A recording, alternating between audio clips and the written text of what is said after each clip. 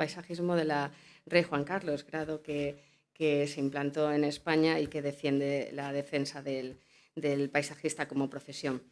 Codirectora de la AVS Terrain Lab de la Architectural Association of London. Está desarrollando su tesis doctoral sobre paisajes operacionalizados en el programa de sostenibilidad y regeneración urbana de la Escuela de Arquitectura de la Universidad Politécnica de Madrid. Además, desarrolla de forma privada y con cuenta propia distintos trabajos, colaboraciones con oficinas nacionales e internacionales. Va a hablarnos de estrategia territorial, escala, espacios periurbanos, distintos trabajos en Madrid y un proyecto bastante interesante en Arabia Saudí. Os dejo con Silvia y espero que os guste. Muchas gracias, Yolanda.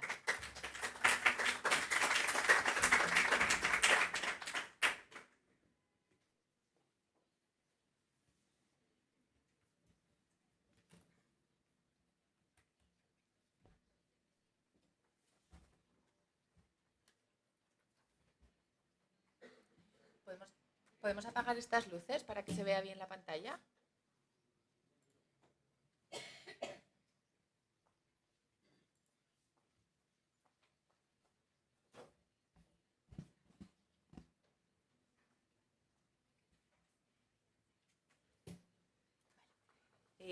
Bueno, buenos días a todos. Muchas gracias a la Asociación Española de Paisajistas y especialmente a José Luis por invitarme y darme la oportunidad de compartir con vosotros mi visión sobre la profesión y algunos proyectos que lo ilustran. Gracias a Yolanda también por la presentación. Yo quería hablar hoy, voy a hablar de las ciudades y de su hinterland. Perdonadme por el término en inglés, pero creo que no hay un término que describa bien este concepto en castellano y de ahí su utilización en inglés. Ahora lo veremos con más detalle.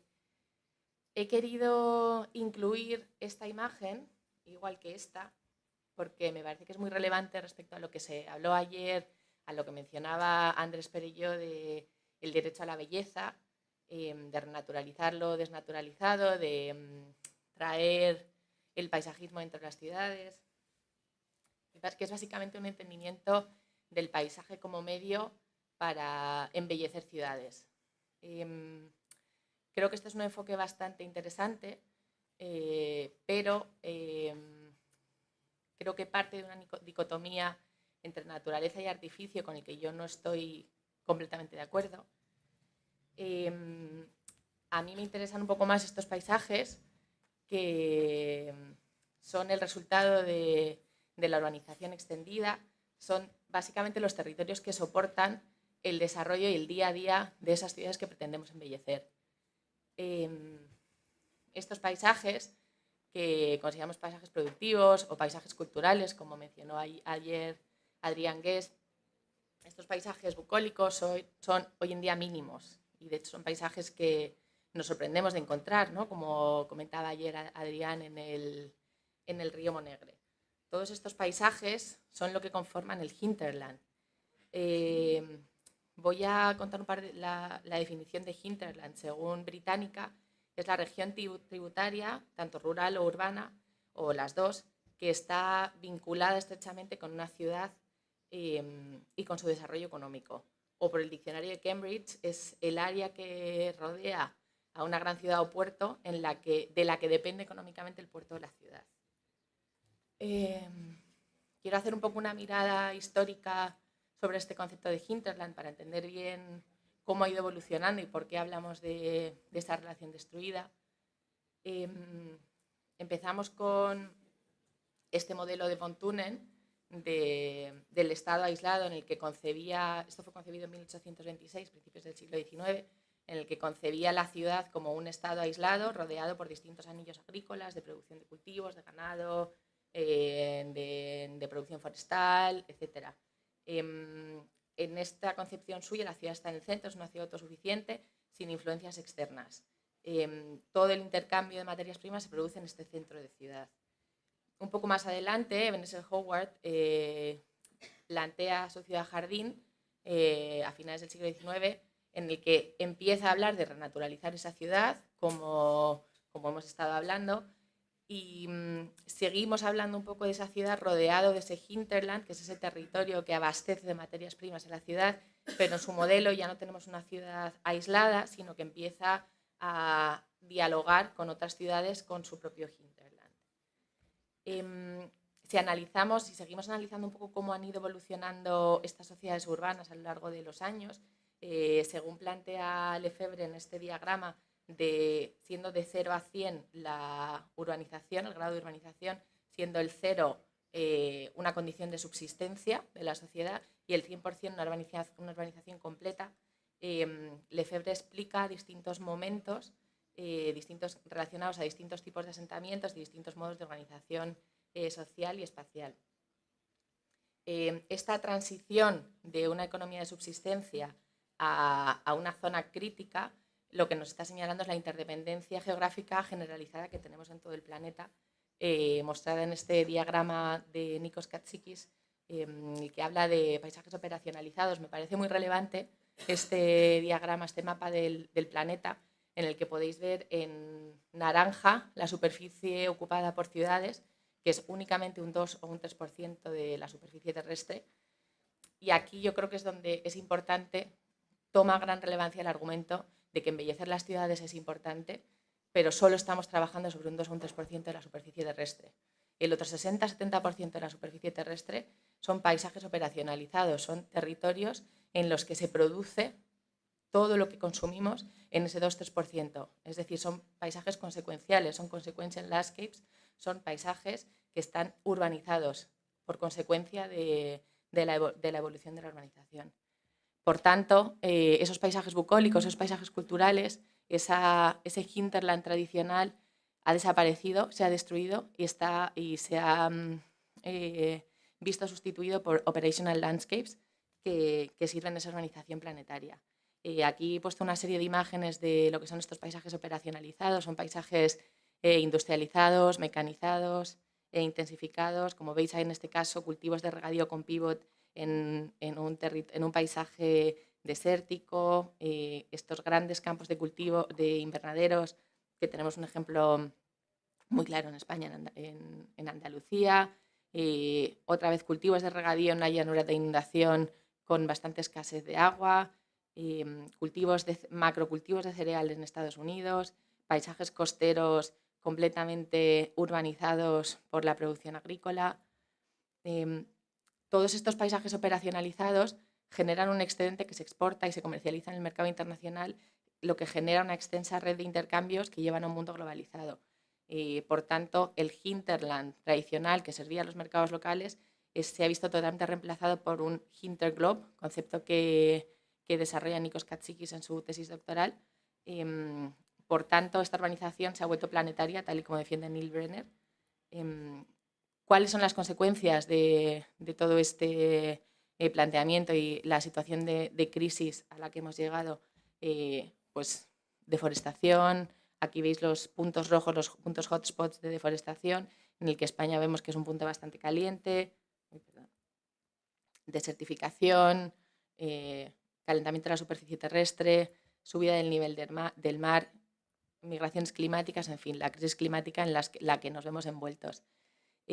Por tanto, creo que embellecer las ciudades es fundamental para reducir el efecto isla de calor, pero que hay una gran labor en la que tenemos que trabajar los paisajistas, que es en entender que los paisajes productivos no estén completamente dominados por los ingenieros y por sin denostar a los ingenieros, pero no solo por la eficiencia y por la optimización y por la extracción, maximización de beneficio, sino que tengamos en cuenta que el gran daño está en estos paisajes.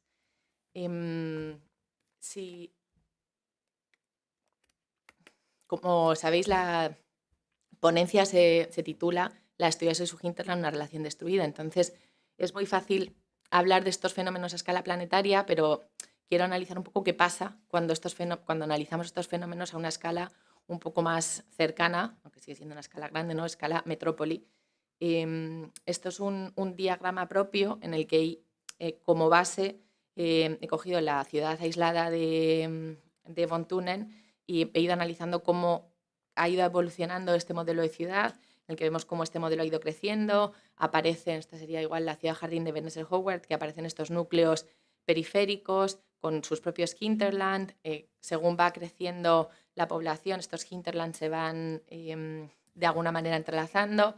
Ese hinterland se va expandiendo hasta llegar a la situación crítica en el que los paisajes periféricos han perdido ese carácter productivo, se han convertido en lo que llamo los paisajes disfuncionales. Esto es algo que sucede alrededor de prácticamente todas las grandes ciudades, al menos en España, en el que el tejido que une esa periferia son paisajes totalmente degradados y abandonados, y esa productividad, esos paisajes productivos se han externalizado en grandes campos de producción de soja en Brasil o de cereal en Estados Unidos, aunque seguimos teniendo, o sea, obviamente estoy hablando de extremos, ¿vale?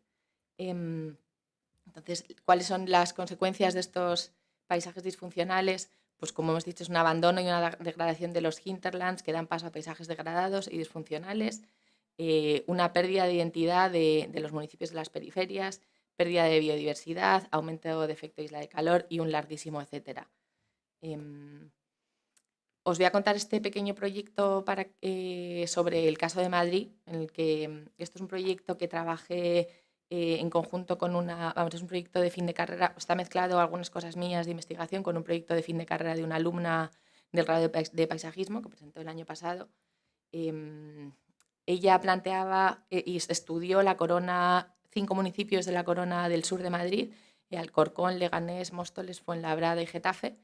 Entonces empezó estudiando un poco cómo había sido esa evolución de la industria, los espacios productivos en Madrid, cómo en los años 60 se empezó a traer esa industria, pero a partir de los 90, 2000, esa industria se empezó a expandir hacia las afueras hasta que finalmente esa industria prácticamente desapareció, dando lugar a las ciudades dormitorio y las periferias sin identidad y los famosos PAUs que todos conocemos. Si vemos estas comparaciones de la huella urbana de estos dos municipios de Alcorcón y Fuenlabrada de los años 50 a los años 20, podemos ver cómo su huella ha crecido de manera desmesurada, y no solo su huella y por lo tanto su ocupación y permeabilización del territorio, sino que la estructura parcelaria, la estructura del territorio, ese anterior hinterland, ha desaparecido por completo. Y esto ha ido empujando hacia las coronas más exteriores de Madrid, ahora dándose las mismas situaciones en municipios más extremos. Aquí podéis ver otra imagen aérea de Alcorcón, comparando 1945, que era un pueblo tradicionalmente productivo, con una imagen de 2018. Y esto me parece súper interesante, que poca gente lo sabe, pero Alcorcón tenía una gran industria alfarera, igual que Getafe tenía una gran industria ganadera. Cada uno de estos pueblos tenía su identidad basada en su actividad productiva. La gente de esos municipios vivía de esto, trabajaba de esto, era la identidad de ese municipio. Ahora mismo son municipios que son ciudades dormitorio, donde la inmensa mayoría de los pobladores de Alcorcón hoy en día ni siquiera son conscientes de esta tradición agrícola, que estamos hablando hace 50 años o 70 años, no estamos hablando de hace tanto tiempo. Aquí también tenéis un gráfico donde se explica muy bien cómo ha ido decreciendo esta actividad productiva. Incluso quedan pequeños edificios industriales, muestras de esta degradación y de este abandono de estos paisajes. Estos son dos diagramas en los que creo que se entiende muy bien cómo funcionaba Madrid en los años 90. Seguramente con todo ese tejido agrícola o productivo, y en lo que nos hemos convertido hoy en día, con esa urbanización totalmente extendida y esos terrenos que son parches de terrenos totalmente degradados, esos paisajes totalmente disfuncionales. Con todo esto, creo que mi planteamiento es que la relación con el paisaje no tiene que ser tanto, o sea, tiene que ser, y creo que hay gente que tiene que trabajar en esto, pero mi punto de vista y mi enfoque en mi trabajo es que no es tanto a través de vegetación o de infraestructura verde, sino que es a través de cómo se producen estas materias primas que obtenemos del paisaje, porque no nos olvidemos que para donde hoy hay un campo agrícola, antes había un bosque o un paisaje que estaba en equilibrio, donde hoy hay una cantera, antes había un paisaje que estaba en equilibrio, y obviamente no planteo que tengamos que volver a eso, porque tenemos que vivir sobre el planeta y tenemos que comer y tenemos que calentarnos y necesitamos materias primas para construir nuestros edificios, pero sí que hay que entender que eso es un impacto y que no podemos olvidarnos de ello. Os voy a contar un poco brevemente el proyecto de Cristina, el fin de carrera. Como os digo, trabajaba en estos 5 municipios y ella planteaba que estos 5 municipios juntos formaban prácticamente 1 millón de habitantes comparado con la población de Madrid ciudad, que son 4 millones. Es decir, Madrid funciona un poco como una ciudad satélite, todo se vuelca hacia el centro de Madrid, pero hay municipios que tienen entidad como para ser ciudades de un tamaño considerable. Esta es la estructura más o menos de los municipios, en los que veis que, como han seguido manteniendo esta estructura de municipios donde hay un centro y han crecido de manera radial, nos encontramos vacíos entre ellos, que son estas zonas amarillas, que son los antiguos paisajes agrarios, que son esas zonas que ahora mismo están degradadas, deforestadas, ahora mismo especialmente con las sequías, que vas con el coche y que se ven los cracks en la tierra, son paisajes totalmente destrozados.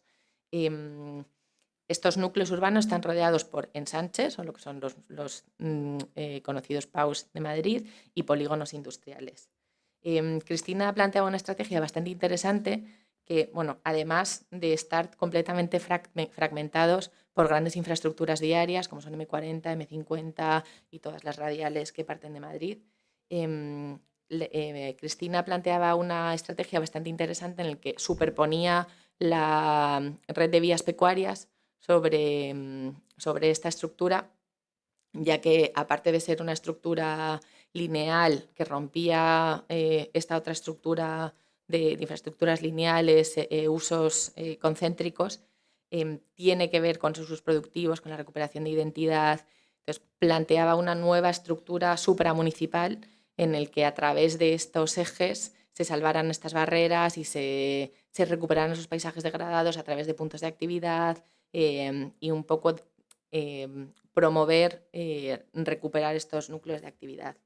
Entonces, como veis, se hacían una serie de intervenciones en estas vías pecuarias, con reactivación de polígonos, de zonas industriales. Como veis aquí, esto es un ejemplo de la reactivación de una zona industrial, cómo tratar un cruce con una infraestructura lineal, cómo reactivar estos paisajes agrícolas abandonados con propuestas de huertos urbanos, de pequeños mercados locales y luego grandes, en los puntos donde los municipios estaban bastante cerca, se planteaban puntos de actividad en los que creo que la estrategia es un poco al contrario de lo que se suele hacer normalmente. En vez de, el verde, por supuesto, hay que traerlo a la ciudad, pero también, no digo que haya que traer la ciudad al verde, pero un poco sí, si la naturaleza o el campo no lo activamos, nadie lo quiere cuidar. Si no lo queremos, no lo vamos a cuidar. Creo que es importante activar estos espacios para que la gente sea consciente y ponga en valor los paisajes que tenemos alrededor. Entonces, por último, esta era la visión un poco que se planteaba, volver al paisaje productivo, incorporando además esa capa de infraestructura verde y de paisaje. Dicho esto es un proyecto académico cargado de buenas intenciones y de buenas prácticas que creo que son interesantes, pero a mí me preocupa más cómo conseguimos que esto no esté supeditado a las buenas intenciones del proyectista que recibe un encargo concreto. Me he permitido, José Luis, coger esta frase tuya, que me gustó mucho de ayer, e incorporarla. El paisaje es el urbanismo del futuro. Creo que tenemos que hacer un gran esfuerzo como paisajistas en entrar en la planificación, en que todas estas buenas intenciones estén reflejadas desde el planeamiento, y para ello contamos con una herramienta que es la planificación del paisaje, que tal y como yo la entiendo, no es tanto la planificación de los paisajes naturales, sino la planificación territorial, porque al final el territorio es paisaje y no podemos asumir que un paisaje productivo no es un paisaje o que un paisaje urbano no es un paisaje. Entonces, yo entiendo, y así es como enseño a mis alumnos la planificación del paisaje como planificación territorial. Os voy a contar este proyecto, que es un proyecto en el que llevo trabajando varios años en distintas fases y épocas en Arabia Saudí, con todo lo controvertido que es Arabia Saudí, pero sí que es verdad que para mí personalmente ha supuesto una oportunidad, porque son proyectos profesionales, pero casi son proyectos académicos, investigadores, porque son muy especulativos. Con todo lo controversico que pueda ser Arabia Saudí, hay muchísima libertad a la hora de plantear metodologías nuevas, innovadoras, que aquí en Europa veríamos casi imposibles hacerlas como práctica profesional, pero bueno, es un proyecto de práctica profesional. Esto es un plan regional en NIOM, no sé si lo conocéis. NIOM es un estado independiente que quieren plantear en Arabia Saudí, pero para que os hagáis una idea del tamaño, es el tamaño de Cataluña. Entonces empezamos planteando un plan regional que entendiera el desarrollo como surgido del territorio que existía. Entonces, los ejes estructurantes, como veis, son estos wadis, que son los cauces secos o torrentes que encontramos, y los desarrollos, digamos que, o sea, el que manda a la hora de plantear el desarrollo es el paisaje y el territorio, y es el desarrollo urbano el que se va adaptando a este territorio. Como llevamos esto un poco al extremo y había distintos tipos de desarrollos localizados en distintos paisajes de esta zona, y estos desarrollos intentamos que se adaptaran y que su forma urbana reflejara el carácter del paisaje y su topografía. Entonces hicimos estos diagramas de formación para ver cómo este paisaje, ¿no? Yo siempre defiendo que los masterplanes o el urbanismo tradicionalmente se ha hecho desde lo construido, ¿no? Vamos a pensar en los edificios. Un poco, Joan, tú contabas algo parecido en el masterplan ayer, ¿no? Pensamos en los edificios y el espacio que queda es el paisaje. Pero al final, si entendemos que el urbanismo es espacio público, el urbanismo es ciudad, yo creo que los masterplans o el urbanismo se tiene que diseñar desde ese espacio público.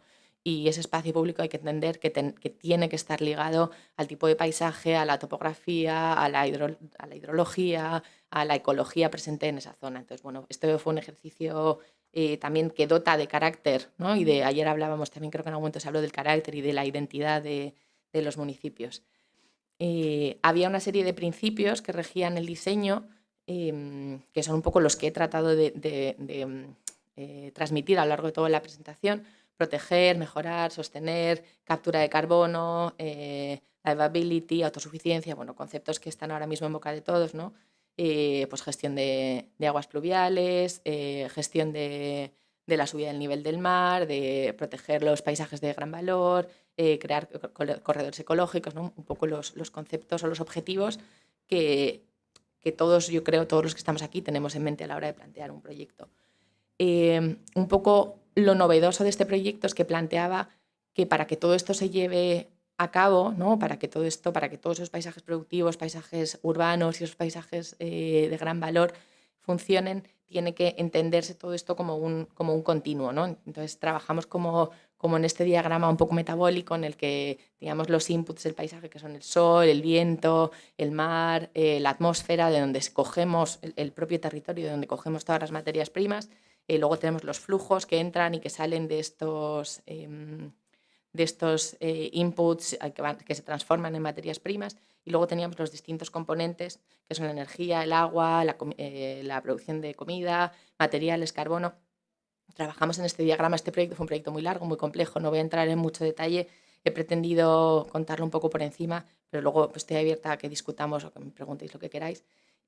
Había un equipo bastante innovador en cuanto a materiales, en cuanto a producción de comida. Se hizo un trabajo grandísimo de investigación, entendiendo qué tipos de materiales se podían plantear. Por ejemplo, aquí el suministro de agua es todo a través de desalinizadoras, tipo de materiales que se podían plantear con la sal, tipos de invernaderos que utilizaban agua salada para nutrir las plantas, máquinas de captura de dióxido de carbono. Es decir, hubo como todo este trabajo de investigación, estos distintos componentes que iban a formar parte de lo que era todo el desarrollo urbano. Esta también fue una parte muy importante en la que se establecieron unas directrices de cuáles son los objetivos que tenemos en cuanto a producción de energía. Pues el 100% tiene que ser energía renovable, el 100% del agua tiene que ser desalinizada, la comida un tanto por ciento tiene que ser producida on-site, el secuestro de carbono, etcétera, ¿no? Se establecieron como estas directrices que vinieron se llegó aquí después de testear varios escenarios, de entender cuánta superficie consume, porque esto creo que es algo también bastante importante, ¿no? Cuando hablamos de 100% energía sostenible, genial, pero hay que entender cuánta superficie consume ser autosuficientes. Hay que ir a ello, pero bueno, entonces llegamos a estas directrices que eran un poco las que guiaban todo el proyecto. Tras ello se hizo un estudio de todos los espacios sensibles, las zonas urbanas que estaban planteadas en el master plan, y se llegó a una clasificación en 4 categorías bastante sencillas. Los paisajes habitados, me parece muy interesante que las categorías eran todas paisajes. No hablamos de zonas urbanas, de zonas productivas, hablamos de paisajes urbanos, paisajes productivos, paisajes protegidos y paisajes de transición, diríamos, entre lo protegido y lo productivo. Esto es importante porque claro, esto era un proyecto de planificación que no solo se encargaba de establecer este es el suelo no urbanizable porque es el suelo protegido, este es el suelo urbano, este es suelo urbanizable futuro, no aquí, que creo que esto es un problema en España, que no tenemos, cuando vamos a plantear, en el suelo rústico en teoría es suelo productivo, pero no está bien definido como, creo que ahí hay algo que tenemos que dar una vuelta. Entonces, en este caso, para cumplir con esos criterios que habíamos planteado de porcentaje de energía, agua, materiales, etcétera, y con este diagrama de flows empezamos a espacializar dónde tendrían que ir estos distintos elementos para que todos esos objetivos de reducir isla de calor, de producción sostenible, de todos esos objetivos que nos habíamos marcado al principio realmente se cumplieran, y que cuando llegara el proyectista a desarrollar, bien fuera una planta fotovoltaica, bien fuera un desarrollo urbano, bien fuera un parque, nos aseguráramos que no eran solo buenas prácticas del proyectista, sino que eran directrices que planteábamos. Bueno, al final se llegó como a esta espacialización en la que se entendía cómo funcionaban como unos inputs de, por ejemplo, el metano de la gestión de residuos, luego se usaba como combustible en las zonas urbanas, es decir, ¿no? Toda esta circularidad que todos conocemos lo llevamos a esta escala de plan regional. Y luego hubo una parte en la que todo este trabajo de master plan y de planificación regional se tradujo, un equipo gigante trabajando durante muchísimo tiempo. Al final resultó un documento de 1000 páginas en las que nos planteamos las directrices de diseño y de desarrollo para que todo esto fuera llevado a cabo de la manera que se pretendía y que los objetivos fueran conseguidos. Estas directrices se materializaron en los paisajes habitados, paisajes productivos, los paisajes protegidos. Por otro lado, como he mencionado al principio, había distintas zonas climáticas y estas directrices se adaptaban también en función de las distintas zonas climáticas. No solo nos encontrábamos directrices para paisajes habitados montaña, paisajes habitados costa, paisajes habitados río, etc. Bueno, ya os digo, esto fue un trabajo de 1000 páginas en el que no voy a entrar, he puesto aquí solo algunas pinceladas para que entendáis el tipo de trabajo que se hizo. Entonces, por ejemplo, pues se planteaban cuál era la estructura urbana que se debía seguir en función de los distintos paisajes o de las distintas densidades que se pretendían, cómo podían ser los sistemas urban farming systems, los sistemas de producción agrícola urbana. Pues hablábamos, ¿no?, de esto, este elemento del ecobulevar que todos conocemos de ecosistema urbano, distintos pequeños huertos en las ciudades, cómo gestionar el agua de lluvias en las zonas urbanas. Y luego hicimos como unos pequeños ejemplos de cómo serían estas ciudades si aplicamos todas estas directrices, cómo estarían enmarcadas en el paisaje, cómo empiezan a trabajar todos estos elementos conjuntos. Esta parte que llamábamos como prototipos, ¿no? Esto sería un paisaje urbano en costa, un paisaje urbano en zona de desierto. Y luego, bueno, algunas imágenes donde se empezaban a ver estas distintas directrices, ¿no? Pues sombra, todos los espacios públicos tenían que tener sombra, ya que estamos hablando de una zona climáticamente bastante extrema. Hablábamos de un porcentaje mínimo de softscape o de superficie permeable en las plazas, etc. Se hizo lo mismo en los paisajes productivos, en los que se analizó en detalle cómo eran estos paisajes agrarios, cómo eran los paisajes de infraestructuras, donde se producían materiales, energía, etc. Y luego cómo funcionaban un poco en conjunto, cuáles eran los clústeres donde se transformaban todas estas materias primas, etc. Y también se plantearon directrices en este sentido, pues qué tipo de cultivos tenía que haber, cómo tenía que ser el mix de cultivos y, por ejemplo, de paneles solares, que era algo parecido a lo que contó Joan ayer también. Y también planteamos un poco cómo podían ser estos prototipos y según en las distintas zonas climáticas en las que estuviéramos, pues había zonas que estaban más enfocadas en molinos de viento, como podía ser esta, otras zonas que estaban más enfocadas en producción solar, los valles que estaban más enfocados en producción agrícola, aunque luego todo funcionaba como un conjunto metabólico. Hablábamos también de una estrategia de división de parcela, que creo que esto es bastante importante, en el que la parcela máxima tenía un tamaño, porque sabéis que pues esto tiene un impacto sobre el territorio y la percepción del territorio. Y algo parecido se hizo, que esto lo hizo más bien un equipo de ecólogos junto con paisajistas, cuáles eran las estrategias para regenerar esos espacios protegidos y cómo tenían que ser, qué tipo de equipamiento se permitían en estos espacios protegidos y cómo tenían que ser estos espacios protegidos para respetar estas características. Entonces hablábamos de corredores ecológicos, cuáles eran sus dimensiones mínimas, si teníamos una zona como muy protegida, que teníamos que tener un buffer alrededor para proteger como ese punto sensible. Y lo mismo, trabajamos como en estos prototipos de renaturalización en las distintas zonas.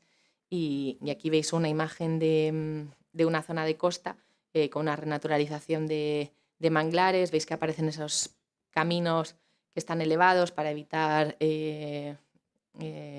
entorpecer o molestar, ¿no?, a esta biodiversidad que hay debajo. Y nada más, he querido finalizar con esta imagen porque creo que representa un poco la visión de hacia dónde tenemos que ir y de nuevo José Luis te roba la frase, creo que el paisaje es el urbanismo del futuro y hacia ahí tenemos que tender. Muchas gracias.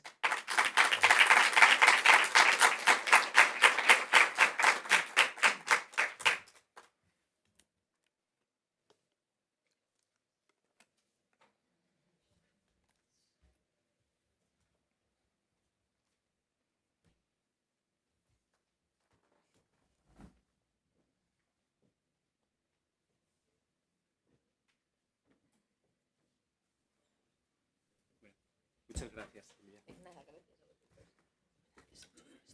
Tranquila, no hay prisa. Buenos días a todos. Hasta aquí hemos terminado como la parte de las conferencias que habíamos invitado, ¿no?, a los asistentes. Ahora empieza lo que es nuestra estructura del MEDNET. Bueno, no me he presentado, yo soy Manuel Sánchez, soy el delegado internacional de la Asociación Española de Paisajistas y por parte soy también el representante de España en este grupo de trabajo del MEDNET.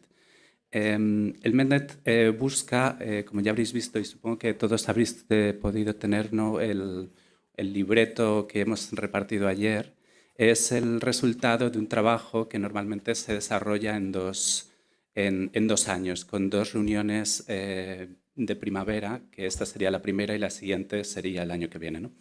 En estas reuniones nosotros lo que hacemos es que trabajamos para poder captar ideas y nuevas tendencias también o nuevos retos para todos los países de la cuenca mediterránea. Este año el tema es la biodiversidad del paisaje. O sea, hablamos de paisajes diversos y entonces, bueno, lo que veréis ahora, bueno, primero voy a dar paso a Agustín Torres. Perdón, Agustín. Agustín Torres viene representando a Veolia, que es la empresa que nos ha acompañado en toda esta aventura que estamos desarrollando aquí hoy en Alicante. Posteriormente, quiero decir, son ponencias muy cortas, lo digo porque no vamos a hacer una presentación de cada uno de los participantes. Bueno, quizás yo de paso a los patrocinadores y después vamos a ir en orden con los países, uno tras otro, siguiendo el listado. Lo digo porque somos bastantes, somos 9 personas, entonces, bueno, para que nos dé tiempo, son ponencias muy breves y son de 15 minutos.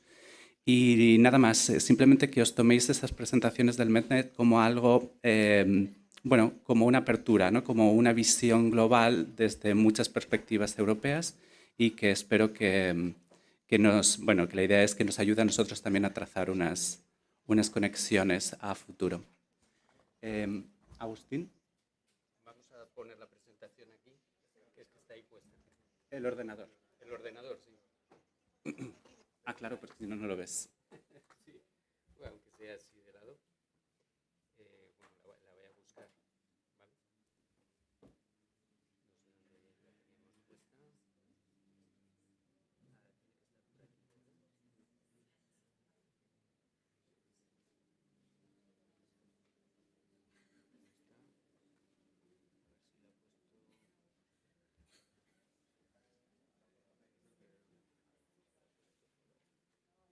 No sé dónde está.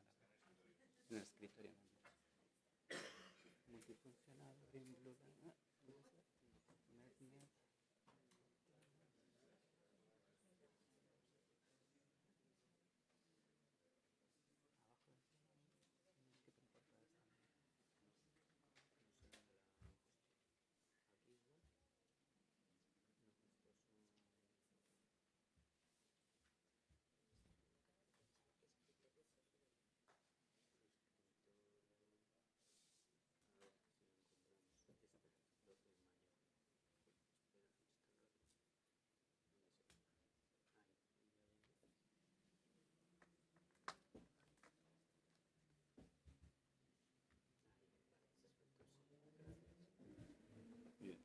Muchas gracias, Agustín.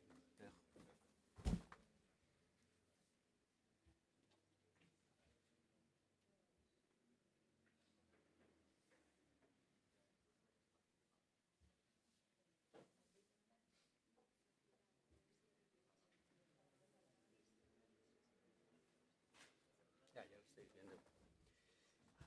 Bueno, pues nada, muchas gracias también a la organización por dejarnos este huequito para hablar de Veolia. Así lo ponemos un poco más cerca, ¿no? Y bueno, pues relacionado, ¿no?, con este entorno, nosotros queremos hablar, ¿no?, de las soluciones basadas en la naturaleza como un factor clave, ¿no?, en la adaptación al cambio climático y a la transformación ecológica. Realmente Veolia es un actor principal en este ámbito a nivel mundial, ¿no?, la transformación ecológica, y entre sus líneas de negocio, además de las líneas principales de energía y residuos, tenemos el ámbito del agua, donde siempre hemos entendido que la articulación en la gestión del agua entre la actividad humana y la naturaleza es fundamental, ¿no? Para ello, a lo largo de todos estos años hemos desarrollado distintas soluciones, tecnologías, sobre todo basadas en la innovación, para integrar los ecosistemas en la actividad humana, ¿no?, con el objetivo de incrementar la protección del recurso hídrico, de fomentar las defensas frente a eventos climáticos adversos, de mejorar la gestión ante periodos de sequía, de mejorar la reutilización del agua y proteger la biodiversidad, ¿no?, como elementos clave en la implantación de mecanismos de resiliencia a largo plazo. En este sentido, y a través de nuestra larga experiencia, nos posicionamos también como actores clave junto a gobiernos locales y otros usuarios internacionales para tomar las soluciones basadas en la naturaleza, adoptarlas como elementos clave frente a los desafíos críticos de adaptación al agua y al clima, ¿no?, a través de mecanismos mixtos de infraestructuras verdes, infraestructuras grises. Las soluciones basadas en la naturaleza es un término acuñado y desarrollado por los estándares del UICN, y al final el objetivo es las acciones de protección, un desarrollo sostenible, la restauración de los ecosistemas naturales y modificados, con el objetivo de alcanzar esos retos sociales de una manera efectiva y adaptativa, proveyendo además de diferentes beneficios para el bienestar humano y de los ecosistemas. En este sentido, invertir e implementar soluciones basadas en la naturaleza es la mejor manera de alcanzar los objetivos del desarrollo sostenible con respecto al agua y al clima, además de proteger la biodiversidad. En este ámbito tenemos un montón de ejemplos a nivel internacional con unas soluciones precisamente implementadas en nuestras actividades y en nuestras infraestructuras grises para dar esta solución. Nuestro compromiso quedó claro y patente con la firma de la declaración con el Consejo Mundial del Agua y otros actores internacionales en la conservación de la naturaleza en el Foro Mundial del Agua del año pasado, ¿no?, en Dakar, y donde al final el objetivo es no hay una gestión hídrica eficaz, sino una gestión ecológica adecuada y al revés. En este sentido, nuestra estrategia va enfocada a implementar estas soluciones basadas en la naturaleza en nuestra actividad central, ¿no?, implementando frente, por ejemplo, a los riesgos de escasez del agua, frente a las soluciones de protección en el entorno urbano frente a eventos extremos, frente a las necesidades del recurso hídrico o la depuración o una mejor calidad del agua, enfocando este enfoque mixto entre infraestructuras grises e infraestructuras verdes, ¿no? Adicionalmente, el desarrollo de mejoras y de soluciones para el reuso del agua como un elemento clave en la adaptación a ese cambio climático y estas soluciones de resiliencia, ¿no? Lo estamos viviendo ahora en los países europeos, ¿no?, con esta sequía bastante extensa y permanente, donde este es un ejercicio clave, ¿no? Y adicionalmente meternos en la gestión de eventos críticos, ¿no?, derivados también de este cambio climático, donde al final necesitamos tener una adaptación no solo al fenómeno de las inundaciones o a otros eventos climáticos adversos en el ámbito urbano, sino también al efecto de la isla de calor, donde la generación de una reducción de las cargas radiantes a través de infraestructuras verdes puede proveer de refugios climáticos y unos entornos más adecuados en el ámbito urbano.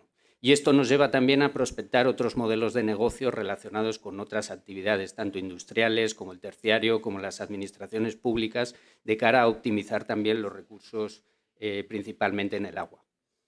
Ligado a esto, en nuestro portfolio tenemos 6 líneas, digamos, principales donde están implementadas las soluciones basadas en la naturaleza, donde partimos desde una gestión ecológica de las cuencas, con el objetivo principal de reducir la erosión, fomentar de alguna manera la recarga de acuíferos y el mejor drenaje de las aguas captadas en esas cuencas para abastecer en el ciclo integral del agua y tener recursos suficientes para dotar a las zonas urbanas y a la población en general de ese recurso hídrico. Por otra parte, la recarga de acuíferos como elemento fundamental no solo para optimizar y beneficiar al ecosistema que está ligado a estos acuíferos subterráneos, sino para dotar de recursos suficientes en momentos de carestía, incluso emplearlos como barrera para la intrusión salina en áreas costeras.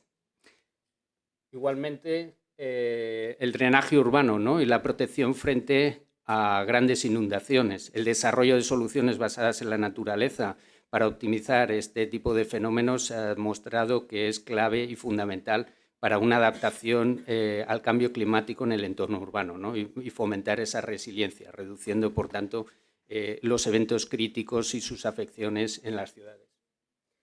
Lo mismo como la generación de determinados ecosistemas artificiales como elementos de mejora en las salidas de las depuradoras con varias funciones. Para la principal, crear un buffer, ¿no?, natural que va a proveer de mejores servicios ecosistémicos, va a fomentar la biodiversidad, pero además con unas funciones muy claras en la recarga de los acuíferos aluviales o incluso en una mejora de la depuración del agua que sale de la depuración, aparte de los servicios sociales y beneficios ambientales que puede generar de manera adicional. Por supuesto, la mejora en la gestión de las aguas residuales industriales y la restauración de las zonas costeras y ribereñas. Es importante en este ámbito, ya lo he dicho, la integración de las infraestructuras verdes junto con las infraestructuras grises. Los elementos convencionales y el desarrollo de estas infraestructuras grises en las ciudades han jugado un papel y juegan un papel fundamental para la gestión de todo el ciclo integral del agua, si bien no son soluciones adaptativas ni sostenibles a largo plazo. El elemento fundamental de la implementación de soluciones basadas en la naturaleza radica en darle esa proyección de sostenibilidad siempre que haya espacios necesarios para convertir estas nuevas infraestructuras en soluciones que van a aportar un montón de beneficios tanto ambientales, económicos como sociales. En este sentido, parte de todos estos beneficios, aparte de la depuración del agua, la reducción de los costes de implementación de este tipo de soluciones, la mejora, por ejemplo, de crear ambientes o espacios para fomentar una mayor biodiversidad, la riqueza de zonas de esparcimiento y ocio para la sociedad, el poner de acuerdo a todos los actores principales dentro de una ciudad, las barreras, ¿no?, que hemos hablado, la mejora de la recarga de los acuíferos. Todas estas soluciones están pensadas precisamente para aportar esta serie de beneficios y, por tanto, tenemos que tenerlas inculcadas, implementadas dentro de todas nuestras áreas de actividad. Algunos de los ejemplos que tenemos a nivel mundial pues pueden ser algunos de este estilo, ¿no? De aquí, precisamente en Alicante, tenemos algunos proyectos como el del Parque Inundable de la Marjal, o tenemos algunas soluciones de otros humedales, Clos de Galvani en el delta del Ebro, la recarga de acuíferos en el Llobregat, y tenemos otra serie de proyectos a nivel internacional, pues todos ligados en este ámbito. Y desde aquí determinar, ¿no?, cuál es nuestro compromiso, ¿no?, en la promoción y la implementación de estas soluciones basadas en la naturaleza dentro de la actividad y del desarrollo y buscando esta transformación ecológica a nivel mundial dentro de todas nuestras actividades. Muy bien, gracias.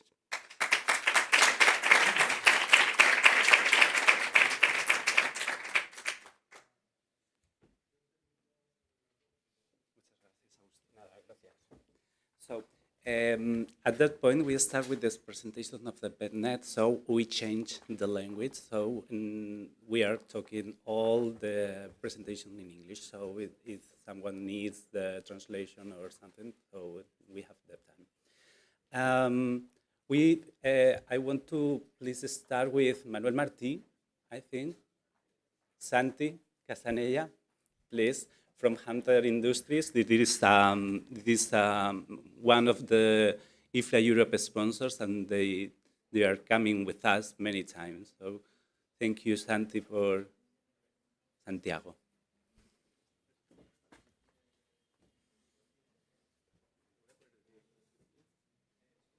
¿Tienes para pasar? Sí. A ver, ¿cuál es la vuestra?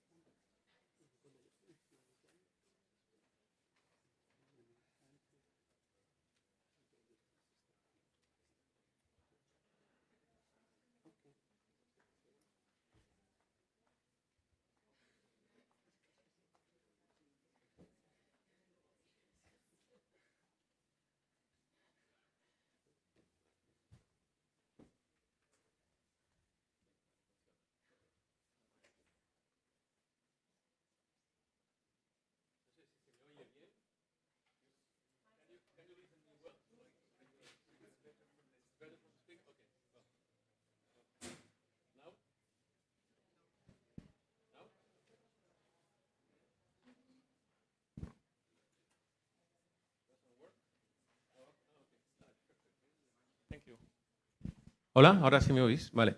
Bueno, buenos días a todos y como ha dicho Manuel, la voy a hacer en inglés la presentación ya que es IFLA y siempre la hacemos en inglés. Vale, bueno, so I say that I am going to do in English. All of you, the IFLA guys, you know me in so many years, and I am thank you to be a sponsor of the IFLA. And this time I will speak about lighting. Always we speak about irrigation, the efficiency of the products we have, and especially to manage the water. But this time I think that as you are landscape architects and you do the nice landscapes, I want to speak about the lighting. Also at Hunter we do lighting, and I think this is the theme I took for this presentation. So this is the title, Enhancing the Outdoor Living Experience Day and Night. I think this is good when you do a design, a beautiful landscape, day and night. So you do design, but what happens when, especially in the winter, when it's dark, or what happens in the north of Europe when they have only 4 or 5 hours of light of cloudy days? If you are in Norway or where we were last time in Helsinki, last IFLA meeting in October, I think that's the importance of the lighting. This is, I was some days ago in Turkey also, this was in a nice resort, and I see during the day you have a nice landscape, and during the night you can walk around the place and see this beautiful landscape as well. As a designers, landscape designers, I know I have been in some office of some designers that they do also, despite the landscape, they design also the lighting. I don't know if some of you, maybe you design also lighting, but it's important before to do a lighting to have also a good design of the lighting. It's important to planify, and when you do the irrigation design, also, or the plants you will put, or shrubs, or trees, or what is, also to think on the future what you want to illuminate. This is, for example, a design, and this is that you have done with the shrubs, the trees, the flowers, everything. And this is when you do the design, there are systems where you can place your lights, and then you can see the design on the night. And then you say, I don't want to illuminate these shrubs. I prefer to illuminate this area more, or these high trees. So you can think about what to illuminate. Well, here I want to explain that Hunter, we have the lighting solutions that we have. We have available different materials, and then this is according to your designs or what you like more. You can use stainless steel, brass, copper, aluminum, composite. These are the kind of materials that you can use, depending of the colors you want to have, the textures, or even and also the price you want to, and also the years they will last as well, and also depending if they are in the coast or they are on the areas that are you going to use. Also, it's important you have the 12 lights for easy installation. So sometimes the contractors are afraid when they have to work with 220 volts because they have to have permissions and it's more complicated. But for our lightings, the solution is very easy. Just you have the transformer that is 220 volts that you just plug like any controller or any light. But then you just do the installation with 12 volts, so any contractor can use, and it's very easy. We have the standard lights that you can just replace with the incandescent lights, the normal lights that are on the market. But also we have what we call the designer series, that you can do the zoning, the dimming, and the color. And these are the 3 things that really are interesting and makes the difference of our lights. And then we have a controller that is called Luxor that allow you to do the program, the schedules, create the colors, create groups and themes. And we have outside also the controller. If some of you want to see, you will see just an idea what it do. And also we have an app that with the phone you can manage and you can change and you can do everything for your phone. And also all this controller, you can integrate on what you call the smart solutions, smart homes, and there are systems like Lutron, Control 4, Creston, Savannah, Island, and these are the more typical things now that everyone wants to have integrated smart homes.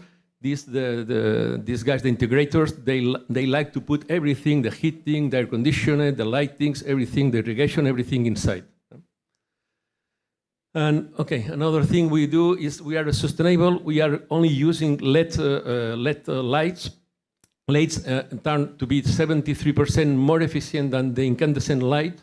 And also the importance of the lights is the LEDs we are using. We are using one of the top lights is called Cree. It's an American producer of LEDs. There are a lot of LEDs, and you can see a lot of different prices on the market. But this is the best lights on the market, the Cree, that is not manufactured by Hunter, is, as I say, is an American company, and we gave 10 years warranty for these lights. Also, it's important the life that they have the lamps, so which is called the longevity, and 25,000 L90. It means that it can last 25,000 hours with still 90% of the lighting. So this is really. Well, 25,000 hours is a lot. It's one of the top on the market. Then we have different kinds of lights. There are up lights, for example, if you want to illuminate shrubs or trees. There are different types we have on our catalogs. There are lighting. There are path lights for the different areas where you want to illuminate. The different ones, more modern or more classical ones we have. There are what we call wall-wise driveways or stairs, so different areas where you can design. We have also the wall lights for some specific applications. We have the down lights, again, for some specific barbecues or some areas, some patios or something like this. And the important is the installations. As I say, it's very easy, the installation, and the important is the connectors. Some problems that we find on the installations is that sometimes there are problems because the contractor don't use the proper connectors, and this is the more important. They have to be waterproof. It's the more important, but the rest is very easy to do an installation. Here you see an outdoor house with the lighting. It looks different. And these are the 4 points always we say. Why is important to do lighting? Well, for the safety, this is one of the reasons. The property value, you have a nice house, a nice condominium, this increases your value.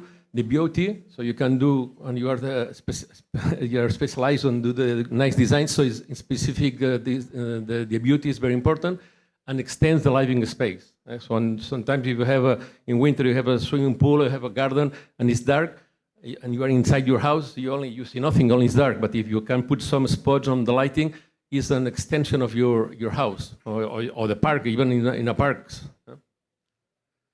Create a curved uphill with special lighting effects. These are different aesthetics. Lighting design makes, for example, if you want to enhance trees or shrubs, as I said, this is all the, well, I pass different slides, so you have ideas of what you can do. Safety, as I say, for the stairs or for some balconies or things like this. These are more examples. And also with this we can generate up to 30,000 colors. So you can do any kind of color you want with our lights. And this can be special occasions, holidays, or some seasons, or Christmas, or birthdays, or any event you can put different colors. So here, as I say, we can do any combination of the lights. Playing with RGB is a limited number of combinations. And also we can play with the lamps with the different temperature of the lamps. We can be hot ones from what we call the cold. We can go from the 2007 Kelvins, that is the warm one, to 6,000, that is the cold lighting. So depending of the atmosphere you want to give your garden or what is, you can use different kind of lights. Here is an example of, I say, about the lighting. If you can do any funny thing or anything you want on your house or on your gardens. And these are the controls we have. You can control up to 230 groups. And that's the important thing. Our systems is like the ones that know irrigation, like the color system inside the board is like how we call it? It's like a decoder. And you can name each light with one number. You are number 1, number 2, number 3, and then you can do different groups. For example, the wall walls, the fountains, the path lights. And this is an example that, for example, you have an irrigation. You have a lighting here, no grouping, all lights. Here you have all the lights at the same group. So when you turn on, all the lights goes on. But if you do the grouping, you can, like here, you can do group 1, group 2, you make different groups on the facade, decoration, orientation, or what you want. And then you say, okay, I want now to turn off the facade, so because it's night. So now you see the ones on the light, on the house has gone, the facade gone out. You now say the one from that is the decoration. You see this is decoration. I want to turn out, so because it's night and I don't need, so you can go down. Or also you can do the dimming. You can design the intensity of the lights, and then you say I turn off everything. But you can do all these things if you do the grouping. What is important with this controller also that this is the only one available to do this, and you have a remote control that you can do with your phone, and you can, well, with your phone, this is connected to your phone, and also you can do from here, I can control my house in Barcelona or what is, with your phone. So it goes to the cloud, and you can do anything. These are the examples, so you can do directly, or you can go through the cloud, and you can do your summer house or what is. So these are the three things I say: the color, the dimming, and the zoning is the three main things that this controller can do. This example of the dimming, for example, if you have here the dimming with 10%, but if you want more intensity of the dimming, you can go up to 100% if you want to put more light on your shrub or your tree or what is. These are different examples. And here you can see the difference with a dark tree that, for example, you have in a park or in a house. And here, if you want to illuminate, put color, you can do. Also, you see here the difference when you have a light or you don't have lights. This is in a park, with a lake. Also, you can work with the reflections on the water. That is important for the designs, I think. And that's all. Thank you. Yeah.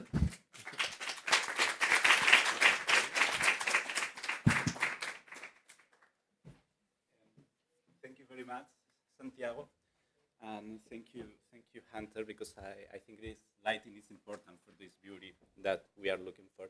I want to ask Rob Bowie from Green Blue Urban. This is a new sponsor of IFLA Europe, so I'm very glad of having you here. So please.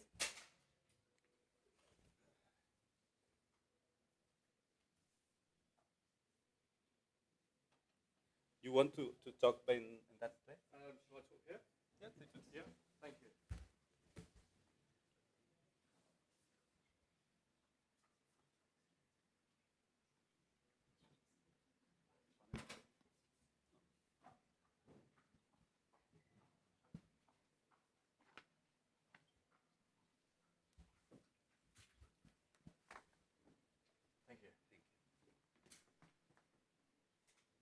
Well, good morning, and thank you everyone that's travelled in, and I'll try and speak slowly, but thank you again, and it's what a privilege it is to be here, to be able to sponsor the IFLA team, so thank you for the invite. I'm the Managing Director at Green Blue Urban. My name is Roy Bowie. We've got a small stand set up, so if you want to talk after, I'm very happy to speak to you. So, moving on quickly, because we're running short on time. This slide will be no surprise to anyone that the world is in a climate emergency, and that won't be any surprise. We've talked this morning already about some of the issues that this world faces with the increasing temperatures around the world. But as a business owner, I tend to like to look at facts and data. And I'm sure many of you in here look at facts and data rather than the general trends on social media. So what do the facts and data really tell us? Here we have, since data started coming in 1980, we have 4 times greater flood and rain events. We've got 2 times more forest fires and 2 times more storms since 1980. And some of those have started speeding up. You look at the temperatures, the extreme temperatures, that's more than doubled since 1980. And just in this part of the country, I find it very interesting to look at where we are now. Down here, you see the change in since 2019. We saw some of the warmest weather in this area ever. So that should really bring the whole emergency into our forefront of all our thinking. And then you look at other parts of the world, so that's Europe, you look across to Australia. Whoops. And this is this is a heat camera image taken in Melbourne not so long ago, 2017. This image you'll see a lot on social media, but you look at the facts and the data. You've got 60 degrees on the hard landscape areas. You've got 33.5 degrees temperature underneath and around the trees. So that puts a huge importance on the trees and making sure that the trees are alive. And this is another image I'm sure you'll have seen that depicts what we're talking about. You get less heat absorption in the rural areas. The plants and the water evaporation is less in the rural areas, and then greater water penetration.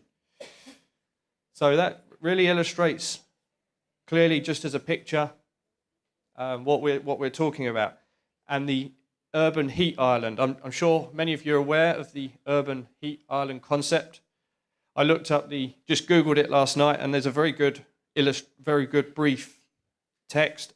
Urban heat island occurs when city replaces natural land cover with dense concentration of pavements and buildings and other surfaces which retain the heat.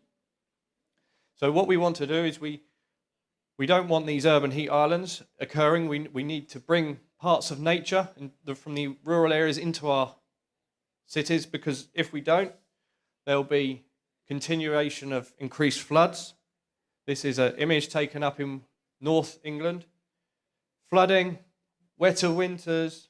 But what we want to do as a group is design in programs that we can slow the flow of what we're bringing, so that we don't get this large concentration of water in our towns and cities. So the benefits of green infrastructure, you will all know this, the air pollution filtration, the asphalt protecting the tarmac areas and hard paved areas, calming the traffic, the storing of the carbon, the reduction of noise if you live in those busy streets, lots of vehicles moving by, the canopy of those healthy trees can break down that noise, as well as the rainwater attenuation.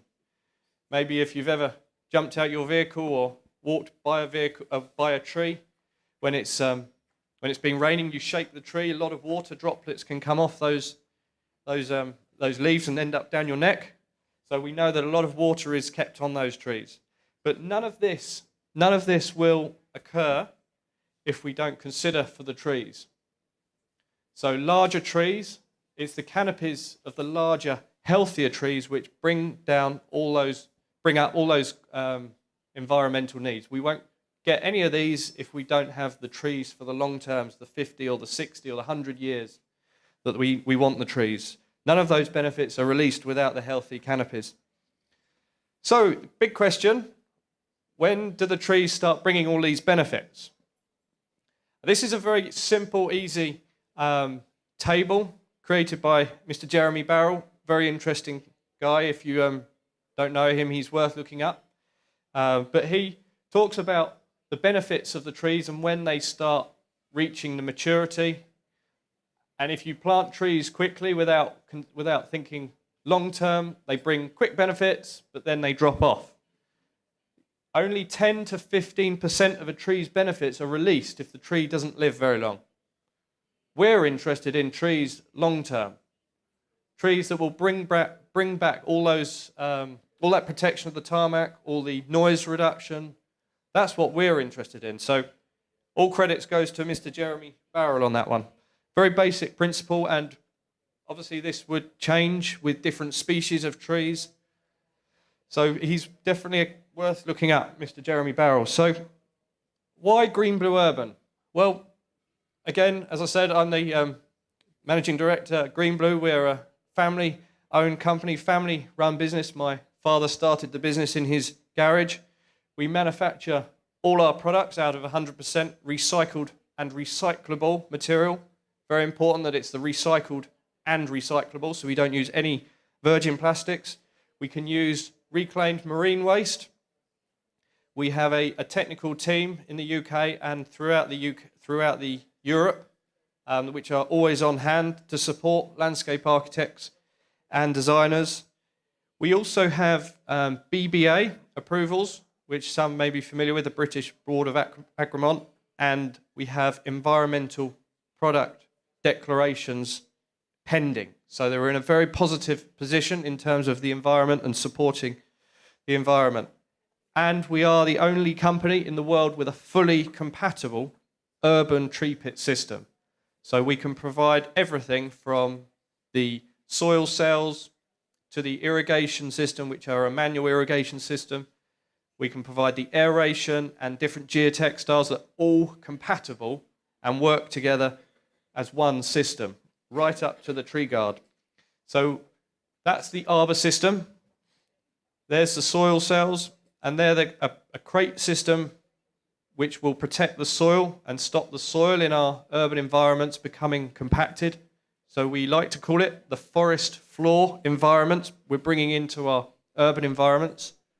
Then you've got the root director. That stops the roots escaping and damaging the pavements and causing trip hazards. Then you have the irrigation, the aeration, and the aeration is there to go across the top. As the soil composts down, that releases a small amount of gas that can then be moved out, and there can be some water and air movements within there. And we manufacture all the components for you. As well as we support the Interreg. So we had many of you were here yesterday on talking about the Interreg and the WAVE program. We've supported the Interreg project on 8 schemes right through the UK, Southend, Essex, Margate, and then across to Ostend and Middelburg in the Netherlands. So very supportive of these government-funded systems.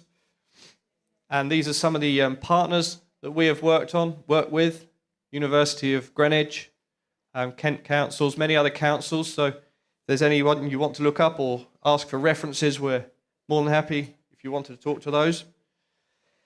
And then I guess I've done the talking, let the pictures do the talking. So this is some of the projects that we've done. This is in the north of England. Some of you may be familiar with Mr. Ian Titherington, a common figure on the social media, often sharing pictures of these projects. This is in his actual street, and he designed it from when he was based in Cardiff Council. So the water runs off the path, and into these planting beds, and then the water is managed through a series of planting beds, and that's relieved the whole sewer system for the storm water. Very, very interesting project, one of the first of its kind in Cardiff. Then this is the Breda project, which we did with Interreg. That's what it looked like before. That's what it looks like a couple of years ago or a year or so ago. And I can guarantee that the property prices in there will have significantly increased. Who would prefer to live there rather than there? This is another job in the UK where we greened up a street in Scotland, Glasgow. Even the trees even made the sun come out in Scotland. Look. This is another job in the north of England too, where all the water is running off in the pathways or the roadways into the tree pits. This is a very, very interesting project, this one. We are, this week, been digging up some of the soil around here, these tree pits, and examining them for pollutants. So it's very important for us that we manage the pollutants before they get into the river and the waterways, but also that the trees do well. And what we are studying is how far the pollutants go down within the soil and how much is coming out the other end, if any. Now, I haven't got the results to tell you yet because we've only just started digging that up this week. So I'm very interested to see where they go on that. Then across to Croatia, this is a job we installed in Dubrovnik. Anyone been to Dubrovnik here? Anyone know this project? Because I want to go there. It's on my hit list, my holiday list, a bit later on in the year when the weather's really nice. But I understand these trees out here are these trees through here that have just gone into our roots-based soil system. So you can see the open tree pit there, which my contact sent me. So it's on my holiday list for another time this year to see these trees. Across to Ireland. So you can see we're doing projects across the globe. This is in Arnhem. Again, trees doing really, really well only a few years later because we are giving them a natural environment to grow in. And a natural environment for a tree is uncompacted soil, a moist soil, and an aerated soil. That's the ideal growing conditions for those trees. And then across to America, we have a branch and office in America and also in Canada. These are some of the amazing distributors that I've worked with, had the privilege of working with throughout this country. Many would know Interreg in Spain. And we've been involved in over 550,000 trees planted around the world. That data was taken a couple of years ago, so that would significantly have increased. And my final slide really is to be responsible for the trees that we plant now. You're going to see the benefits. It's our families and our future generations that are going to see the benefits of these trees. So much resource has to go into these and so much planning, but also calculating which tree species is the best for that environment. Different trees suit different environments. Big trees don't suit narrow walkways or pathways.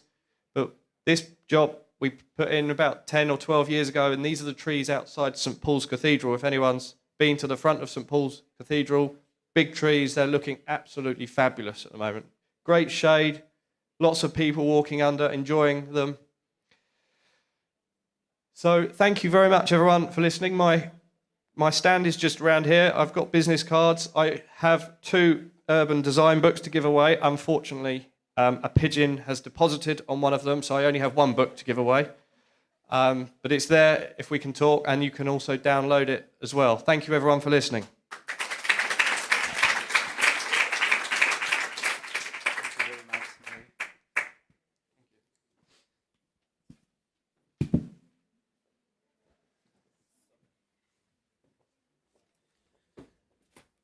So, dear MedNet countries, we start. So I think we have time, and we are in a pretty fine schedule of time. So I think we follow the targets, and we make 4 countries, and then we make a coffee break, and then the other 4 countries in the order that it is in the written. So I have to start.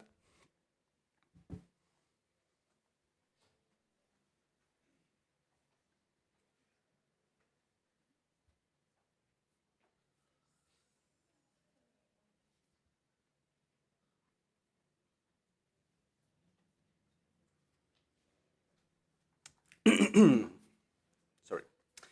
Okay. I can see. Okay. I'm Manuel Sanchez. I'm the Spanish delegate of the Association of Landscape Architects of Spain. I want to start saying thank you to Jose Luis. Don't go. Because if we are all here today and yesterday, this is because of him. So it is. And if something is going pretty well, it's thank you of you.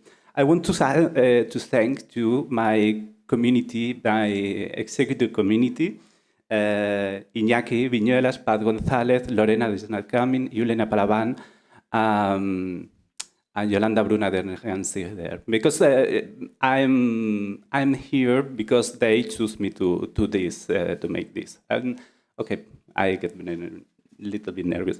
The other thing is that it is I'm very glad to be the only man in this morning after the sponsors, because I think it's a good line, no, to lead, no, for the MedNet and for the IFLA Europe. So it is. I'm very glad of having you all women. So let's go start. Okay, past, present. The Mediterranean Basin is one of the most complex regions from the political, geographical, and economic point of view of our planet. On one hand, the Mediterranean Sea itself is an entity with a great differences in it has always been a mean of communication and separation, meeting place for culture and even for confrontations. The space around with to share raw materials, resources, food, and knowledge. It is so special that the Mediterranean Sea has its own climate, a climate which is present in other areas of the planet that it is similar conditions that unite us despite the distances.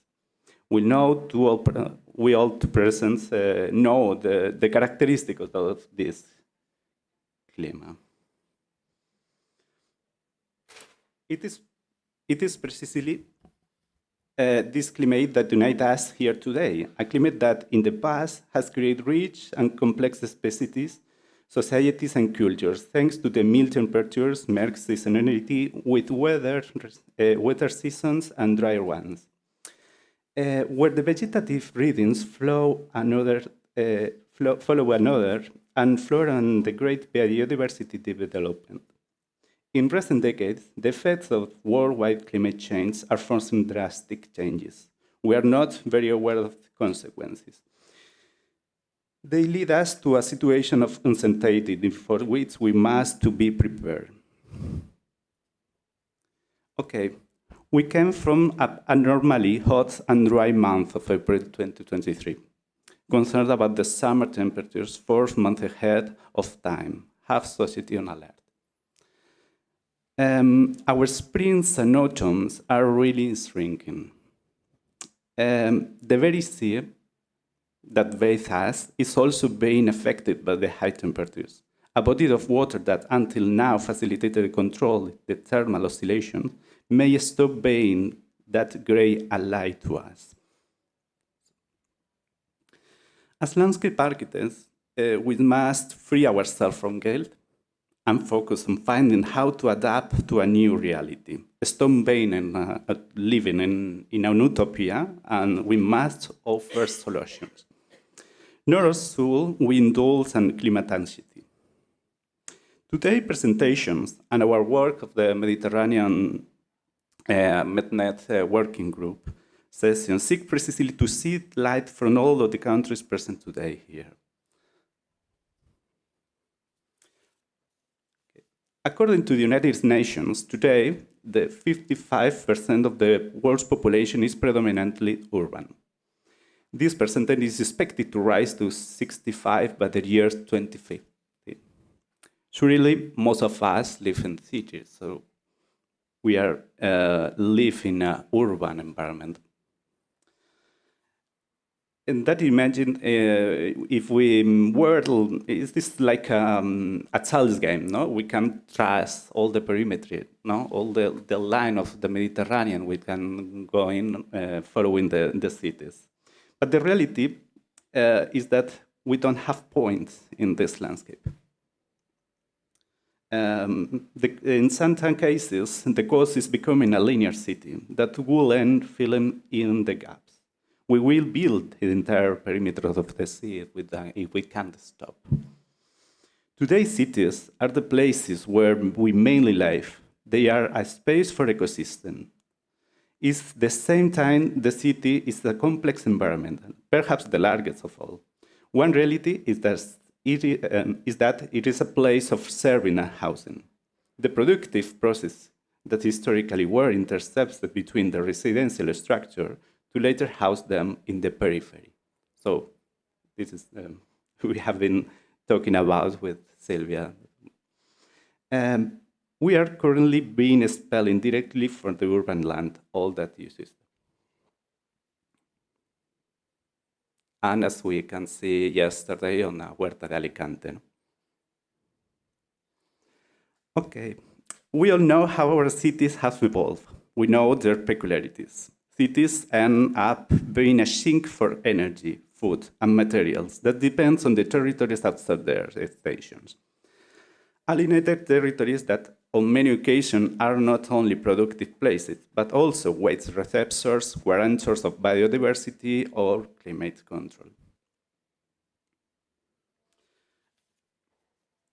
These graphs refer to the energy production in Spain, but it is the graph could be extrapolated to any of our resources. It is we can see only in with the energy where is the people is living and where what part of the country we're living empty, but it's not empty.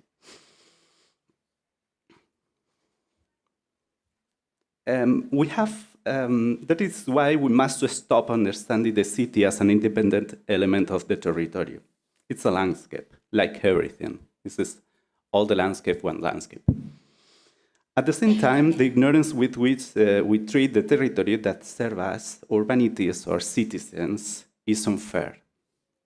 That is why I bring a series of projects that are related with a space that it is outside the city, in residential spaces, landfills, cemeteries, or ports, where our food originated, where we originate our food, creates our energy, stores and collects our water, or ends up with waste that we want be around us. Okay, this is the first project. It is Ben's Landfill, Parque Urbano Montes de San Pedro en Contigueiro Park, del Grupo Tau en Coruña. It's a natural space. It is a natural space recovered for the city. Large green ripples at the Atlantic coast. Okay. The avalanche of garbage, buried houses and cars and even a human life, many years ago. Yesterday we saw with Joan, no? Another landfill project that it is okay. We have to know that all that the things we do make some marks in the landscape. Formal organisms in the interaction with this environmental dialogue with nature, ecological, environmental regeneration, tours with the meeting areas to promote human relations. Certain spaces connected with others to greater dynamism, rehabilitation enriched by the variety in the vegetation, recovery of the original rock masses as elements that characterize and order the action.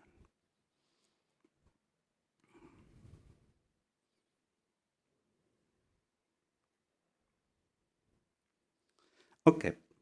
Next project is Casa Bermeja Cemetery Public Park. This is made by Rubiño García Márquez and Teresa Galizar in Casa Bermeja, Málaga. The project merges all types of significant of the ground's movement of their surroundings, organizing bands and slopes containing roads, space, and plantations. A strategy which uses plant and mineral textures as a complementation to the virgin soil bands. The land, semi-arid, is affected by alternate periods of rain and drought. In line with this medium, the park gets irrigation water from aquifers and then uses stone trays arranged in the base and sensors for drainage network. It has been planned that the plantation with creepers and shrubs organized to retain moisture of the presence in the soil. In Casa Bermeja, local celebration is used a particular plant iconography linked to the culture of the place of agrarian tradition. Through the systematization of plants, the project reflects these linkage, planting shrubs and trees as a perfect reference. A treatment based on the prefabricated concrete pieces of the cemetery esplanade recalls the pebble stone pavement. I'm finishing. Okay, the next project I want to talk is not a landscape project, it is an investigation project. It is called a Guardian Project. It is in Turia Natural Park in Valencia. It is an Interreg project that it is very interesting because of the futurism imagined that they offer. Guardian is the green urban action for resilient fire defense of the interface area. It's a project aimed at the increasing fire resilience in an area of the Turia Natural Park. The initiative, which has a grant from the European Union. Among the actions that will be developed in the design and construction of a water regeneration station for the elimination of emerging micropollutants, which will trade part of the effluents for the camp of Turia. The reclaimed water will be used through the installation of cannons for preventive irrigation and maintenance of the area that form the green barriers for protection against fires in the forest-urban interface. avoiding the use of drinking water. In addition, the design and construction of this reclaimed water transport and distribution network, tank, pipes, pumping station, the monitoring of a climatic and agronomic condition, the construction of green barriers, and the restoration of the protected wet area will carry out. Finally, forestry and vegetation management work will be carried out. The introduction of fire resilient species and training for the population fire prevention and self-defense. The project also contemplates communication actions and training in fire prevention of the population residing in the urban forest interface, a socioeconomic analysis of the global impact of the project, as well as the replicability of the Guardian project in other urban areas. And this is the last project I bring to you. This is called Gris Verde Tirando a Marrón. It's a project of gris is gray-green following brown. Okay. Project for integration of green areas in the Isla Verde Quay branch of the main road of the port of Algeciras. GCPMPP, Paisajes Resilientes. Study of the integration of green areas in the area of the main road of the Port of Algeciras and annexes the spaces commissioned by the Port Authority of the Bay of Algeciras. The reform of the layout of the main road of the port are facilitated the rearrangement of the services planned to the ferry terminal, favoring the addition of green areas. These areas link to the layout of the road infrastructure, where the end point of the action, convinced that a subordinated areas in the implementation of plant material. This material will allow a sufficient degree of qualification to facilitate the integration of the infrastructure into the port landscape. This entire process has not yet concluded. In this evaluation, the reach is the starting point to claim to recreate the landscape from the management of a plant material. The activation and the management of this piece should go through the appropriation, through the identification of the formal and structural qualities, and, in the case of the management, through the knowledge, through the understanding of their own vegetal dynamics. After all, plants material is living material. The challenge there is the identification and appropriation of a new intervention models. And I want to add, just to follow the beauty. So it is an opportunity to work in places that we have forget years before. So thank you very much.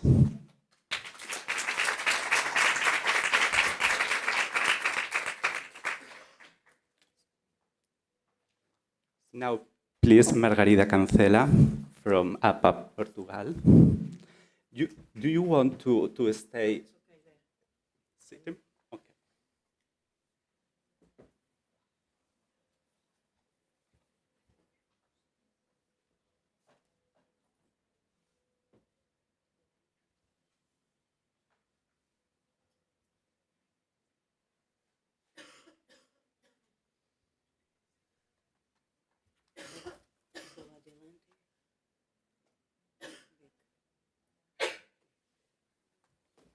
It's all yours.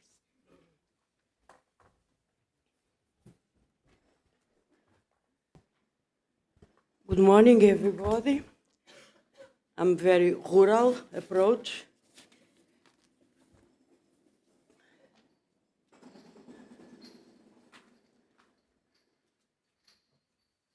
So I would like to present across the Mediterranean. I think we have numerous examples of these millennial models of landscape that are the expression of the social and cultural practices that have generated it. So, landscape always change. It's not dramatic. It is vital that this keeps on going, transforming and adapting through dynamic ways. I think there is a need to rethink Mediterranean good examples and practice that we always had, and the reconversion of some areas we must face now. So we need to plan and design of innovative and more balanced landscapes, responding to today's changing demands. I don't need to remember the landscape architecture principles very fast: holistic and multidisciplinary approach, sustainability through the evaluation of nature and ecosystem services, but we need to provide functional, resilient, aesthetic, and meaningful landscapes. But it's very important for me, as well as preserving people presence in the territory and collective memory, heritage, cultural richness of Mediterranean communities. However, we need, through a journey, we can find some Mediterranean landscapes, their evolution in successful adaptations over the centuries. I think we have very, very good examples. Their performance and sustainability and cultural identity. This journey across the Mediterranean reveals creative adaptations of the Roman trilogy, which aimed to ensure, very carefully, ensure environmental, economic, and social balance. We learned about this trilogy: Silva, Saltus, and Arger. Silva, of course, the woods.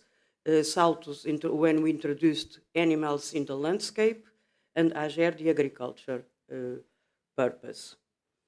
In medieval times, we can say that the diet in Portugal, and I think around Mediterranean, was very little diversified. We had bread based on dry cereals of North African and Roman Arab origin, with some horticultural complements, Celtic cabbage and Arab beans. We can supplement this with the meat of several animals and game. So it was quite poor.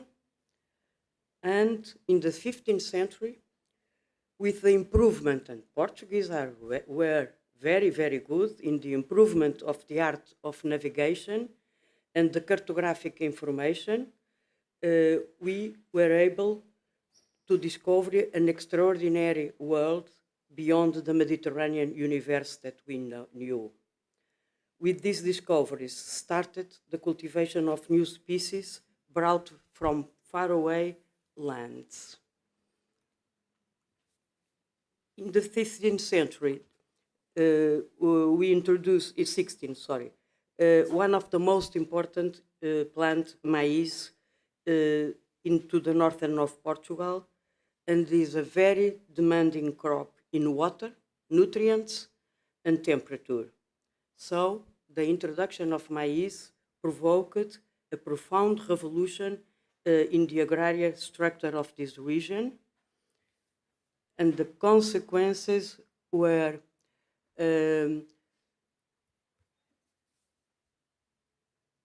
we pushed the vine culture to the edges of the fields, using a very clever and very creative system by climbing on live tutors to make room for the crops. So Mediterranean men, very clever, combined on the same plot the cultivation of vines with cereals and horticultural crops.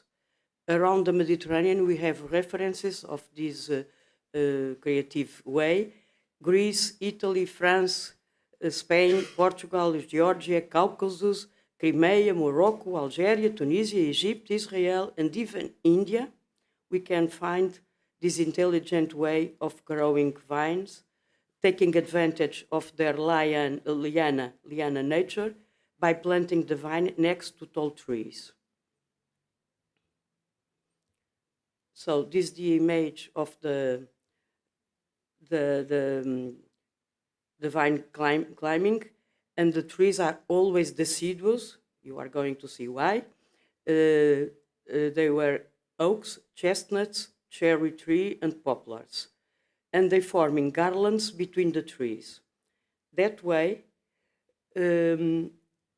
we can introduce again the agricultural landscape, we can introduce in the agriculture balance of the previous forest that ensure shading, protection against wind, thermal regulation, CO2 savings, resistance to diseases, and most importantly, the increase of the production in the bordered fields. These trees, with very, very long roots, are pumping the water and the nutrients from deep levels into the atmosphere and giving the crops the higher levels of nutrients with the leaf fall and through evapotranspiration.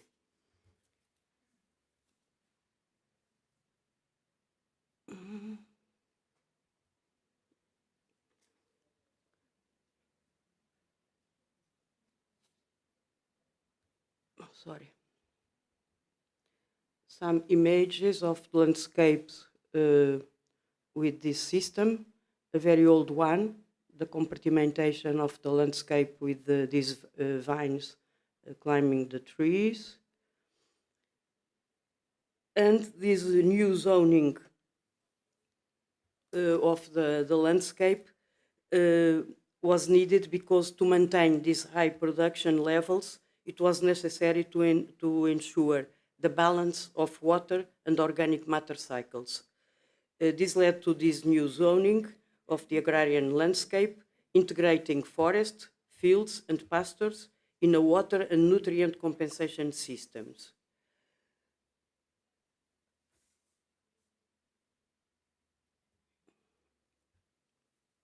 So, the woodlands dominated by oak trees were at you can see at the headlands in the ridges, the fields in the most fertile areas, and the cattle are in the stables, using bush beds from the woods, and thus producing enormous quantities of manure that we can use in the maize cultivation and pasture productivity.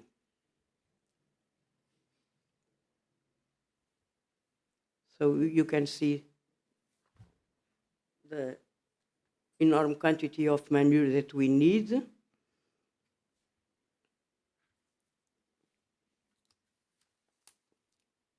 So besides the economic output and ecological balance of this landscape, these Silva Saltus AGR systems ensures a high diversity and an aesthetical enhancement. To which I must add a very important aspect. This whole agrarian system required a lot of work so that in the 16th century and the following centuries, there was a remarkable settlement of the territory.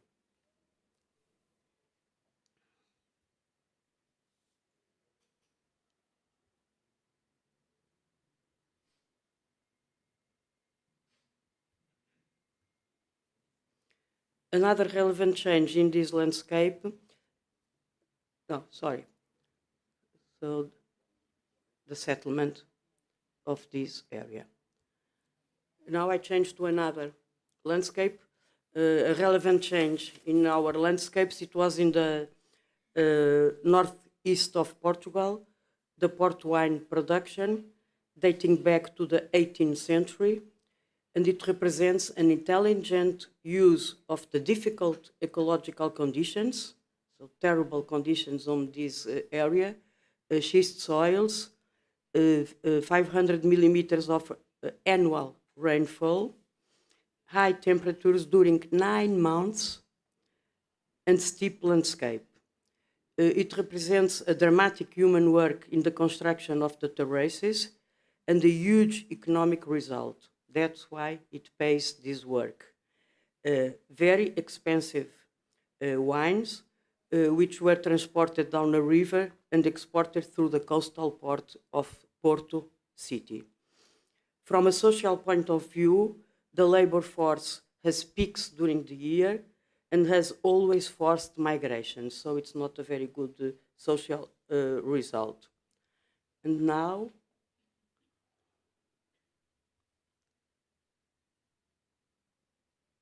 I must apologize to the Spanish, because yesterday I heard that the Alicante wine was the first demarcated wine region in the world. My information is that it was the wine port region, but 300 years after. So we must fight a little bit to understand who was the first one.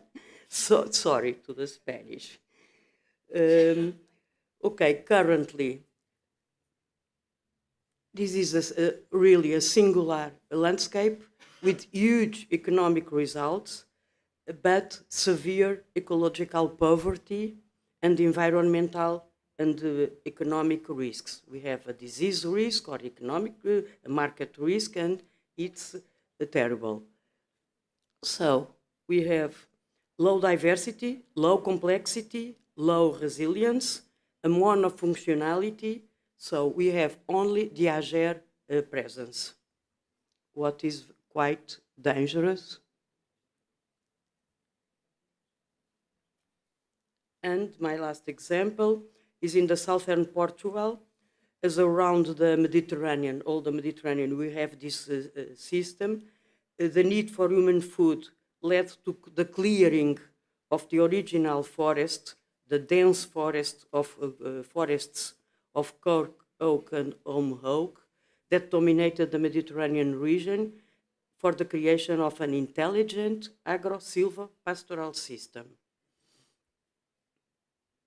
Now, I would like to honor Manuel Sanchez, that presented in Tel Aviv in 2019.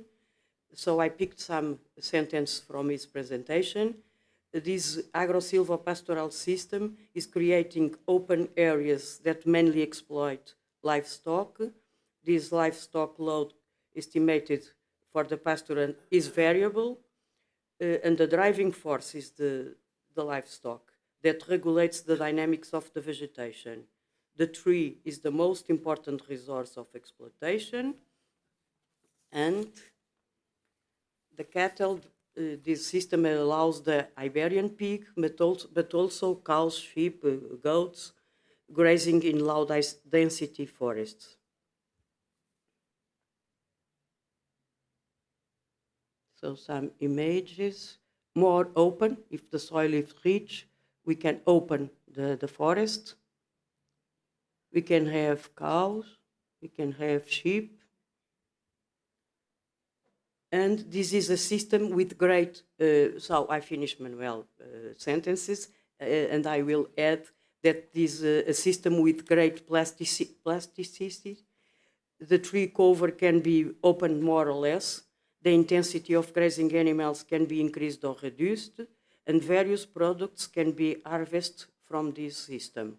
Cork, the first place, wood, firewood, meat, wool, game, honey, aromatic and condimental plants, mushrooms, asparagus. But, also very important, this system provides recreation, contemplation, and aesthetic enjoyment, what we call intangible values. It plays a fundamental ecological role in water retention and soil conservation, carbon sequestration, and supporting biodiversity. The oaks in Portugal and around Mediterranean are the trees that have the largest number of associated species in the Mediterranean region. It can be animal or plants, but the largest number of associated species. In addition to this, important ecological and economic performance, the system also promotes one very important thing for me, the human presence, through the number of activities developed throughout the year, and the permanence of the cattle always demands human presence.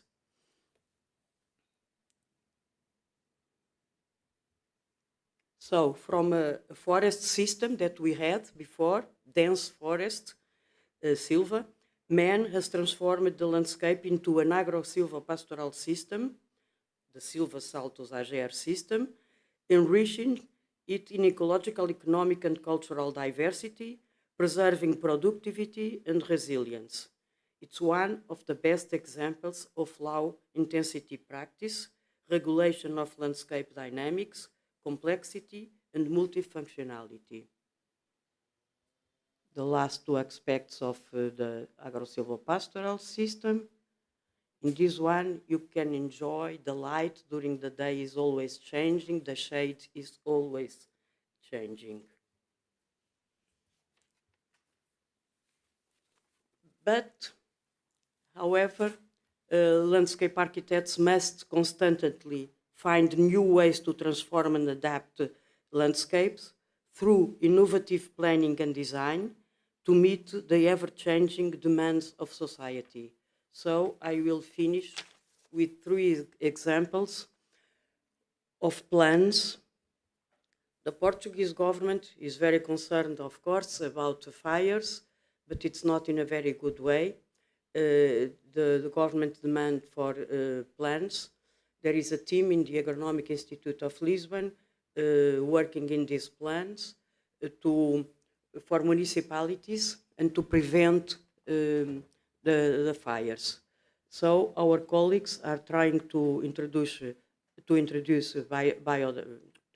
diversity of uses, correcting a lot of uses. So we have terrible situations, about 58% of areas that must be changed from pinus and eucalyptus woods to other uses. One example, another one with some sketches to explain the mayors. It's more easy today. To explain the government, very, very difficult, and they are still paying for combating the fires at the end when they spare a lot around the landscape instead of prevent with these plans. So they're very good plans, but are not implemented, not yet. The last one. Thank you very much.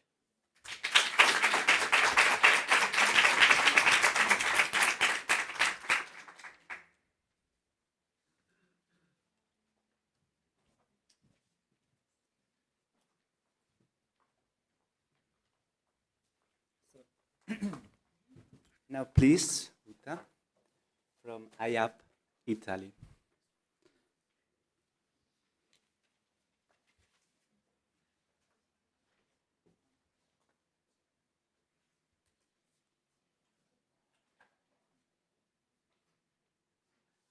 This is not my professor aspect, as Adrian was saying yesterday. I felt personally involved. It's just that I don't see from here, and I want to see from far. It's a very simple thing. Nothing to do with being professors. Just to explain. Okay. Do I need this, or do I go with? I'm always able to make a little confusion of it. It's really this one. Okay. So, a little introduction. I think we have to look at what happens before we can talk about landscape diversity. I wanted to understand, what diversity means, what diversity creates, and what happens when two systems meet, two different entities that are put into contact, make something happen. And this something is really a very important factor sometimes. It has qualities, it has different identities, different intensities, and different outcomes.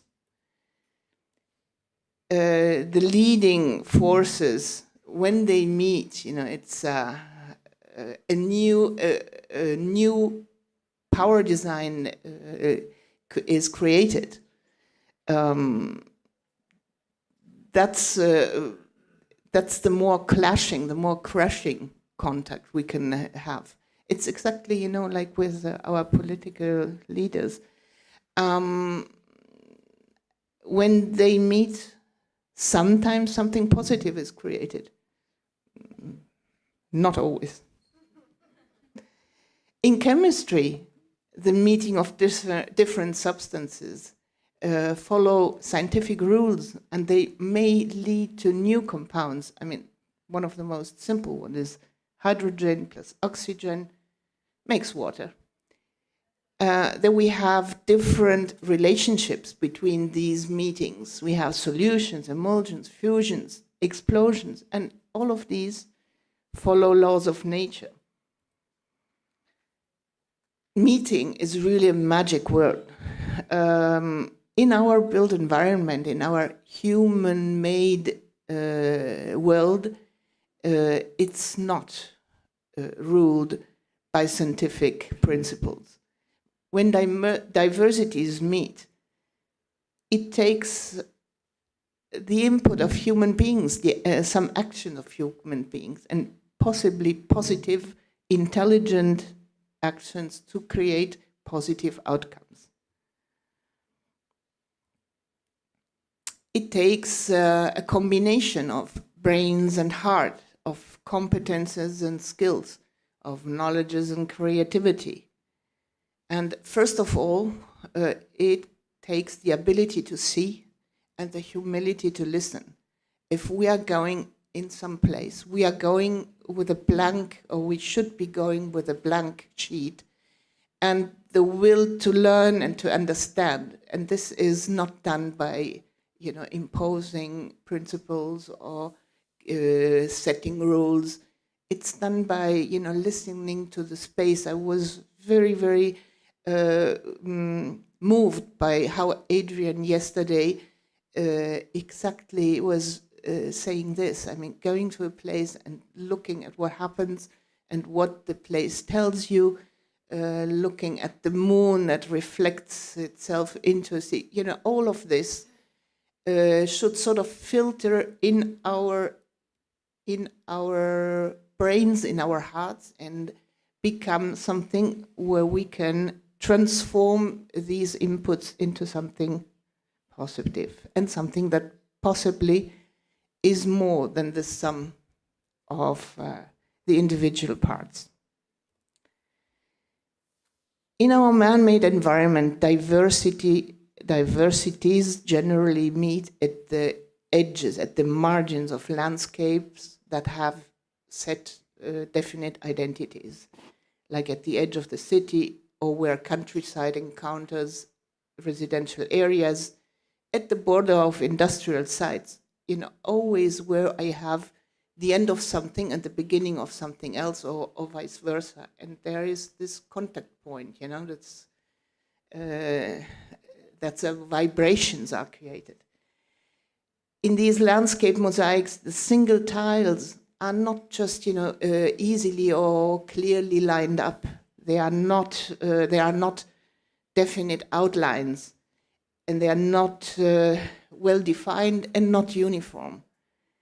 Chaos is a vital aspect of all of this, and also random, the aspect of randomness, which is very, very difficult for us to take in, because we would like to have rules, we would like to have order and something to follow up.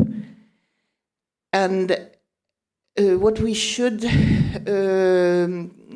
create as landscape architects in this more or less new area, in this more or less new era, situation which has changed over the last years, visibly changed and physically changed, we need to develop a clear concept where a strong inspiration is at the base of these transformations we are supposed to deliver. You know what that is, no? Okay. History, people, landscapes are stratified. Time, actions, events, exploitation, conflicts, all combine to make the genius of a place. We'd love to have clear and tidy stratifications and well-defined layers to work with. but instead what we usually get looks more like a decomposed millefeuille. Confusion, chaos, loss of quality, decay, misery, contrasting interests, senseless land use policies, and lack of money, you name it. Any combination of these make recomposing the cake a huge challenge. Nostalgic attitudes don't help. We need a different approach, a confident sense of future, and intelligent, responsible actions to save the identity of places and people. To create a positive new, we have to appreciate the diversity, welcome transformations, and value the sum of their interactions.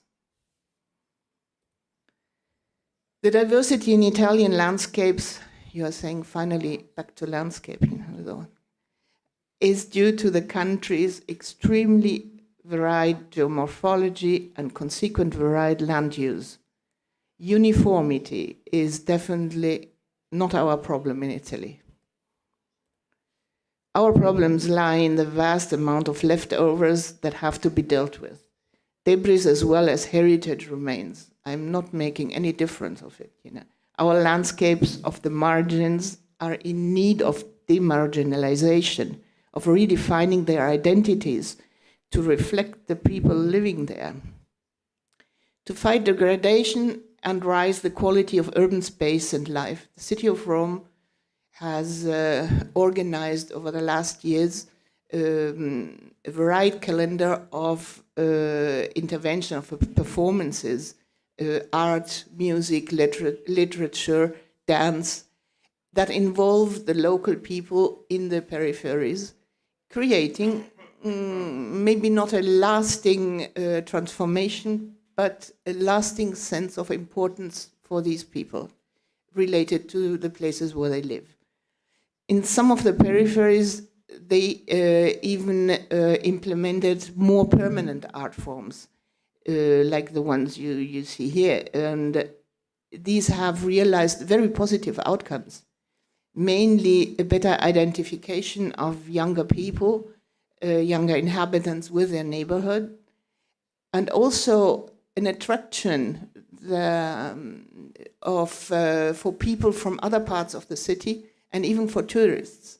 So this was a transformation that went over or apart from what was expected from it. Stratifications in Italian landscape show a millennial timeline, a wide range of cultural influences, and the complexity resulting from the variety of people that have taken roots in Italy over the centuries. Everybody left something there. And we find ourselves now with the incredible gift of so many heritage and testimonies. Rome especially is a very fascinating example of these stratifications, of these layers, how they can combine and what kind of iconography can result from these. The following is a works in progress, a collaboration between various offices of the public administration.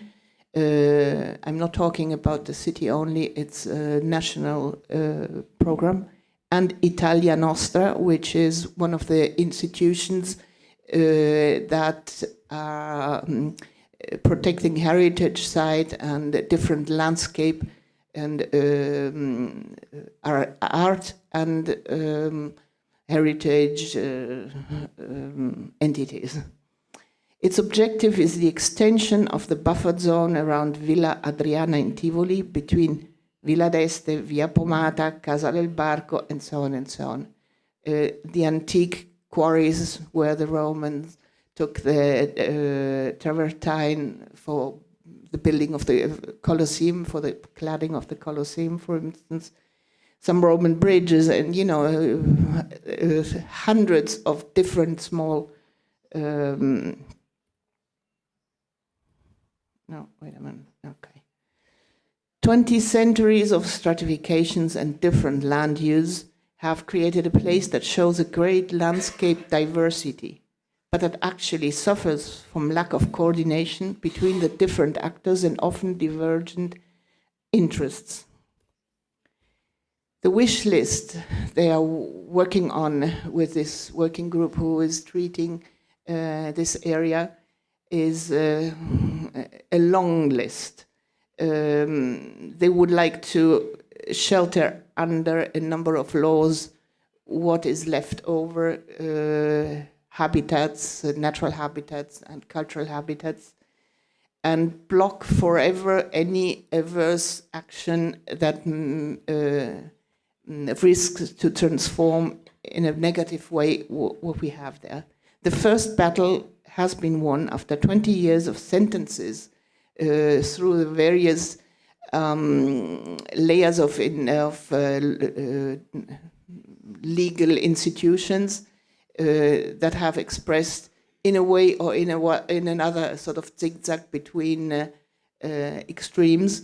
They finally have arrived at the last level of legal expression, and what was menacing this place is now stopped forever.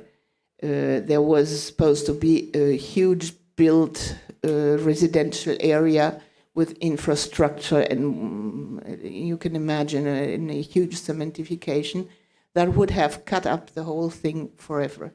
And this will now never be realized. And this is just one point from the wish list. We can say it's achieved. It remains a question if all our wishes come true and the area will be protected as a natural and archaeological monument, what are we going to do with it? And with which money are we going to do it? I mean, this is not a detail.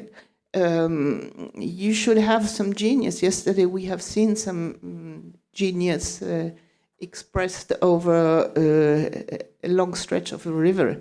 We'd like to have the same genius in this area where we need to express some idea, some concept, some strong idea to base every single little piece of project that could be made for the future.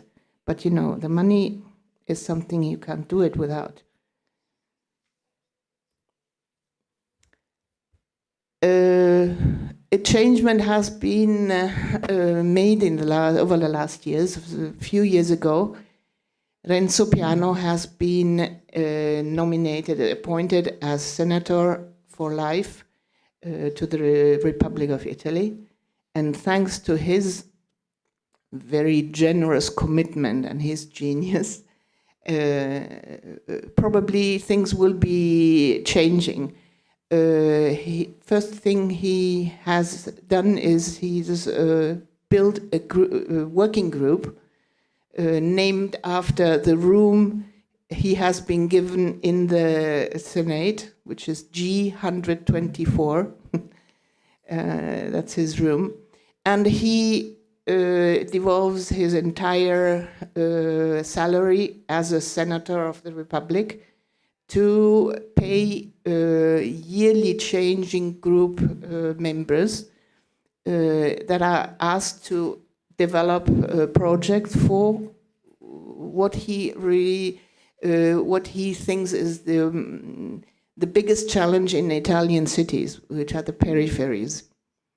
So he is asking young architects, young landscape architects, young whatever, to form a group and to think about what can be done with very, very little money in the peripheries. One of the first places that have been transformed was an urban redevelopment in a very, very, you can see, a harsh place, Viadotto Gronchi in the eastern part of Rome. The approach is always to work closely with local organizations and public authorities. In this case, within the Tutor project, a European project funded through the URBACT program, which aims to promote and reactivate abandoned areas and buildings, involving the local community in order to make the project sustainable over the years. They have now treated something like 15, 20 areas all over Italy. I'm not showing all of this, of course. I wanted to show another example, which is from the south of Sicily, the Mazzarona district, along the northeastern coast of the city of Syracuse. This place shows all the urban, social, and economic fragility typical of the suburbs, paired with a great landscape quality and unique archaeological remains. The area has been urbanized since the 70s with blocks of public housing that settle on a vast rocky plateau overlooking the sea, a site of extraordinary beauty. But when you go into it, the extraordinary beauty very quickly becomes very, very banal. The redevelopment project made by G124 focuses on a series of micro-architectures that make the spaces usable and livable. They started from a point of view that there was no money and no way to change all over the area, and maybe even not a social justice to do this, but to insert micro changements, micro elements that make the single spaces usable for people. Just very extremely simple approach, not big things. And his idea that a project must be ethical, concrete, and poetic expresses itself in these few simple and very elementary transformations. I don't know whether you see it. White on it. It says, I read it. Beauty will save the world and save it one person at a time. One person at a time, but it will save it. Thank you very much.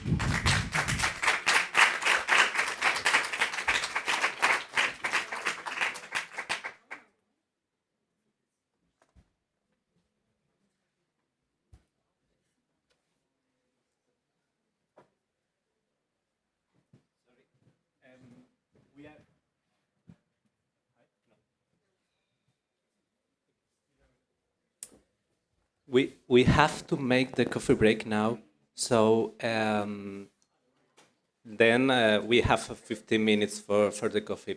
And then we finish with Slovenia, Israel, Lebanon, Greece, and Tunisia. Okay, so thank you very much. I want to ask you all participants and friends to go all together and make a photograph in front of the poster that we make. So maybe I think this is now the moment. So please, let's go. Thank you.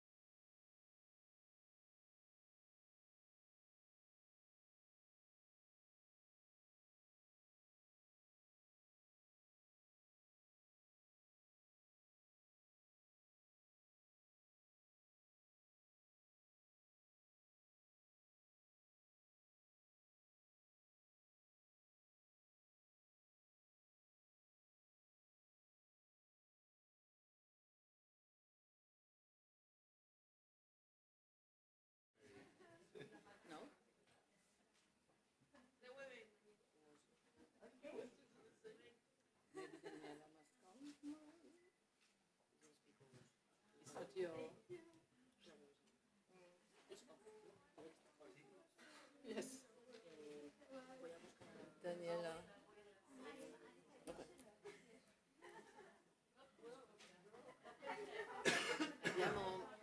We changed the computer because the first one not functioned more. Okay. And now is it of Daniela? Okay. And Daniela must say me how I can use it now because it's a little different.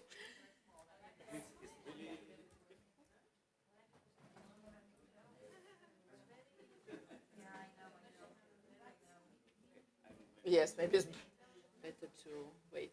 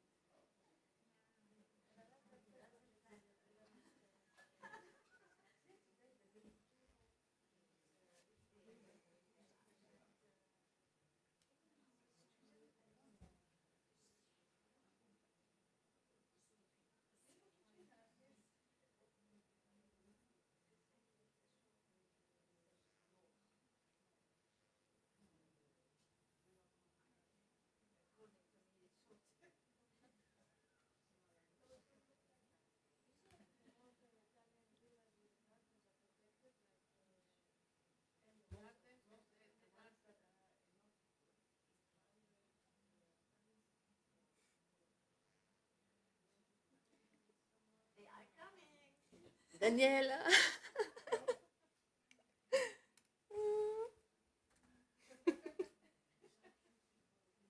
We changed the computer during the coffee break because the first one was stopped.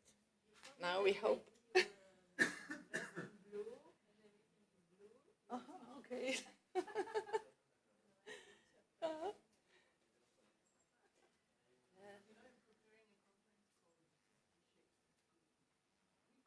What is this? Okay. I don't know. It's But it has a screensaver. okay. Only you know what is.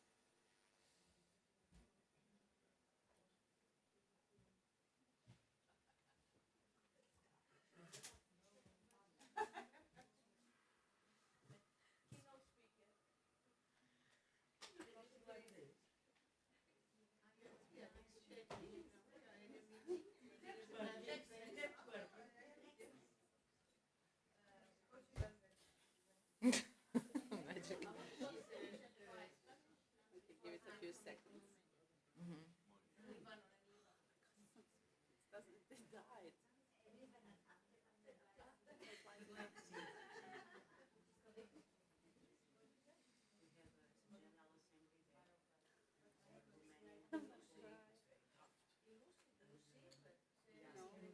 Completely drained and dead.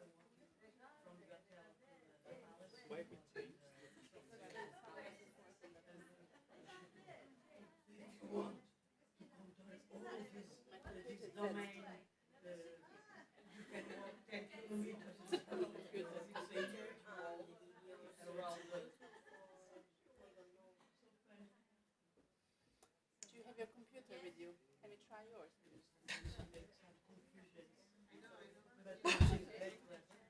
Yes, no problem, but it's really... Sorry, that was very brutal.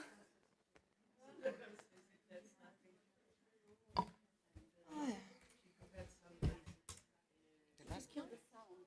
Kill the sound. Yeah. No. This has to have the HDMI.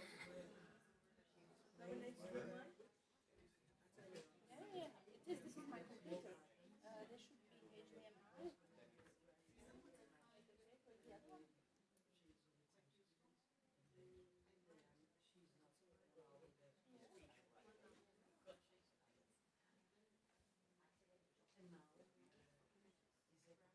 So we prepare all.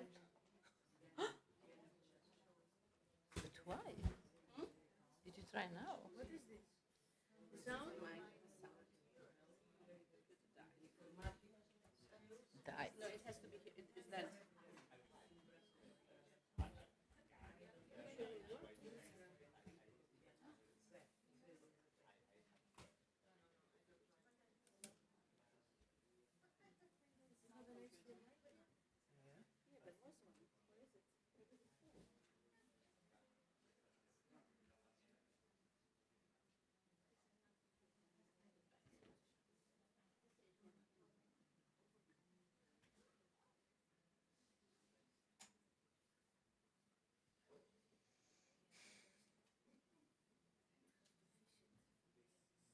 But why?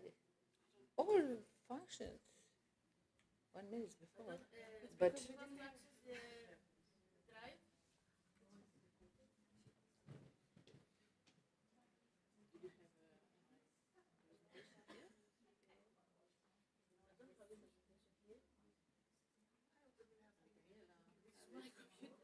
Yes, I know.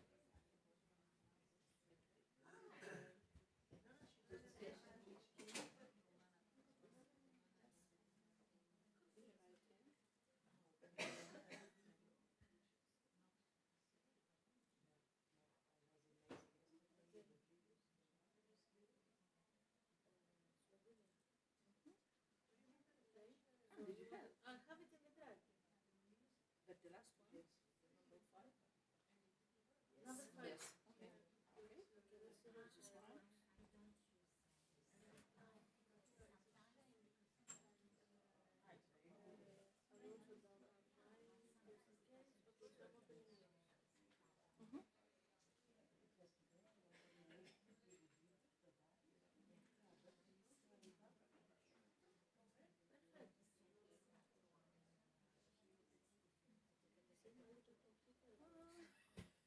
I don't know the video. You want to try?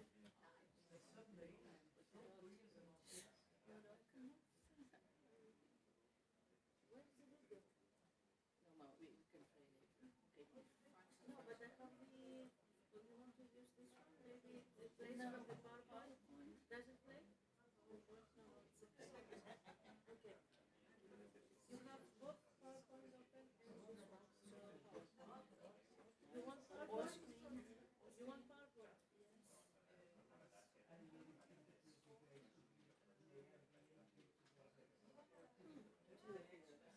I'm here. It's good. Okay. I hope now.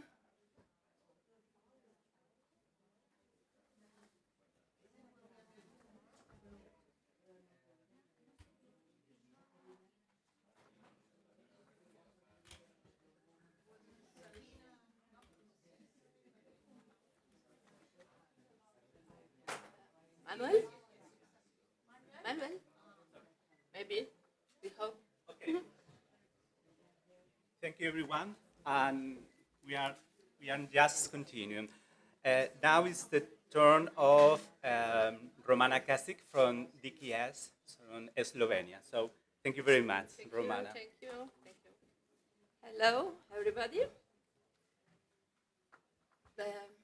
I will present my presentation with 3 videos inside because I will talk about the seascape, and I think that it's necessary to use moving to express the waterscape. Okay?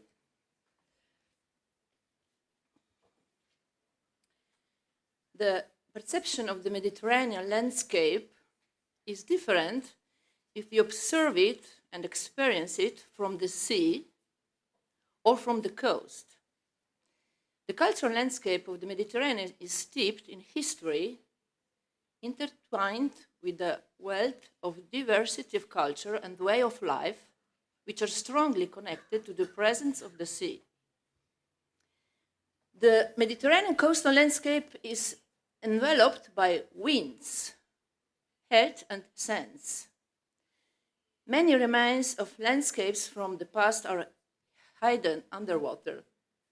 There are numerous infrastructures that run through the seabed, creating cultural landscape in the depths. Mediterranean landscapes, maybe seascapes, are also those lived between the sky and the sea and those hidden underwater. The blue-green network from the farthest tips to the tops of the highest ridges on the coast distributions live and knows no political borders. Seascapes are areas where we can not only see, but also feel the sea for the sound, for the fragrance, and for the taste. How do we define the Mediterranean and its landscape? From a geographical point of view, we define it seen from the coast with names of the parts of the mainland and with the names of the seas, part of the Mediterranean Sea.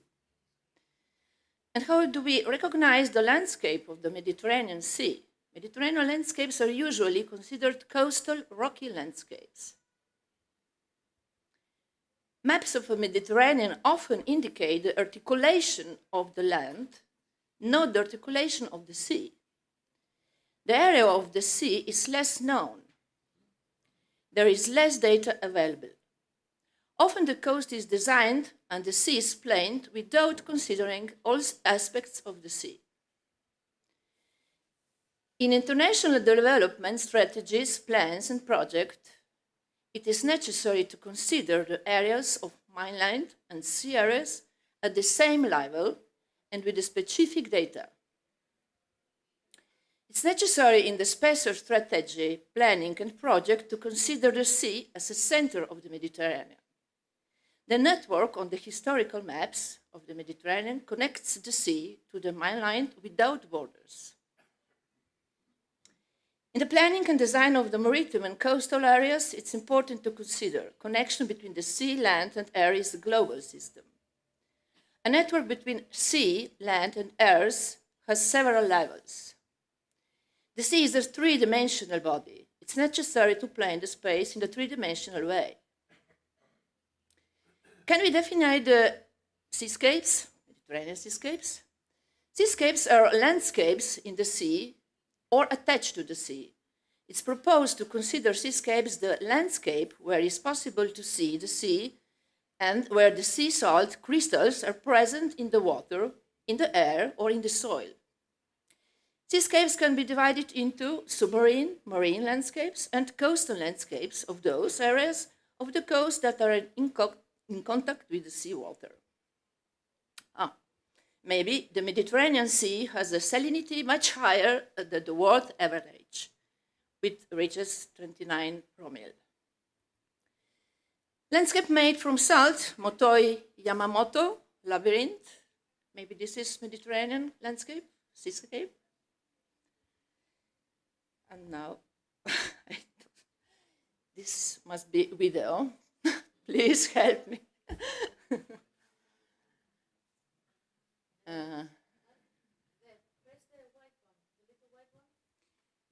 This. Which one? This? The white one. The white. No. Can you come here? No, the white one. Oh, here. No.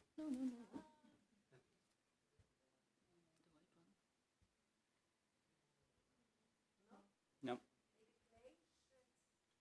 No, the place to go ahead. No.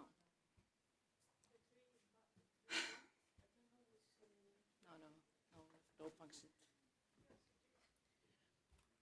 Can I go to YouTube maybe? Yes. Is this a video here? Yes.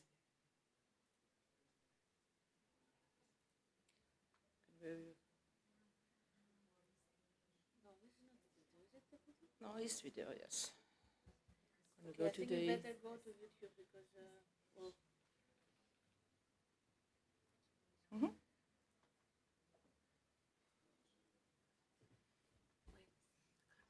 This is my professor look.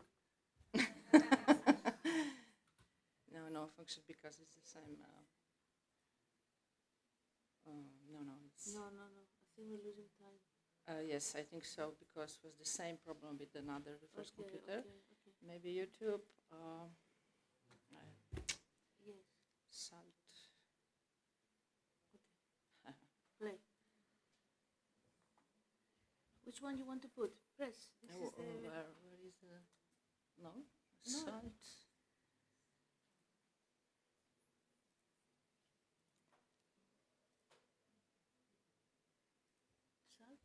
Salt crystal.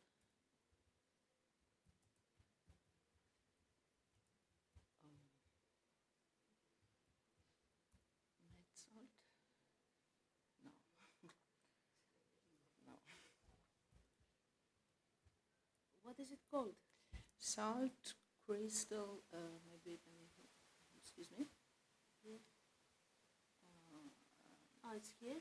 This is it? No, this is it. Moto, Yamamoto? No.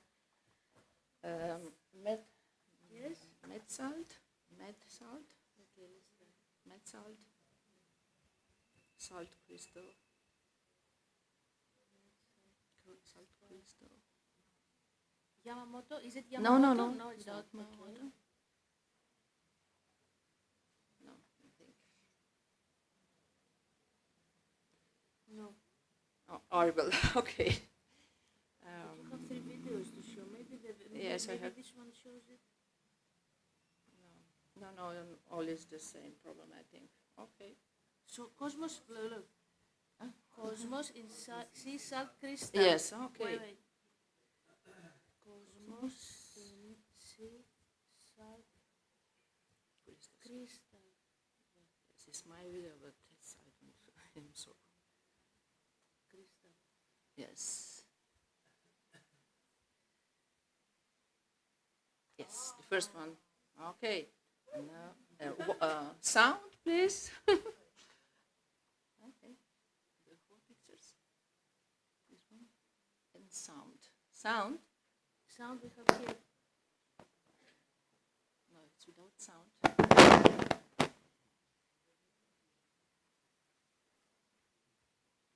Maybe my computer. Sound.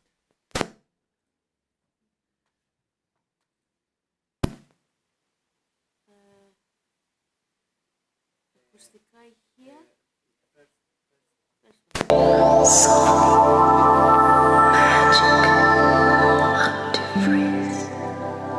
Okay. So, thank you. Must be here. Thank you.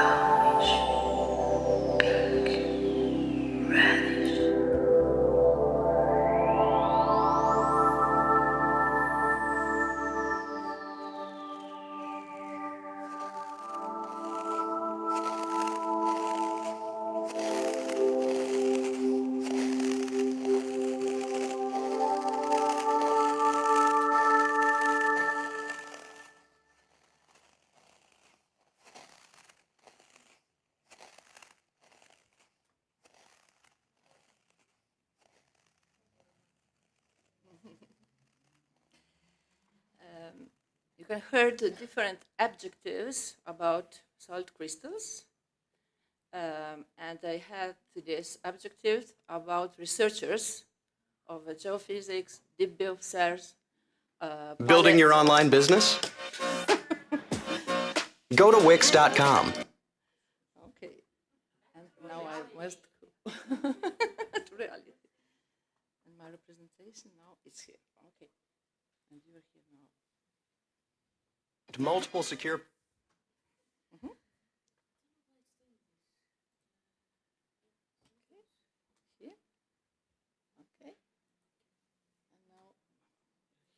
No. No. What are you saying? Yeah, it is playing now. Again.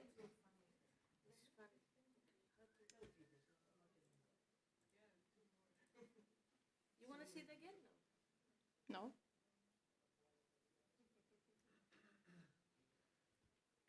You're here. Yes. Oh, okay. Okay.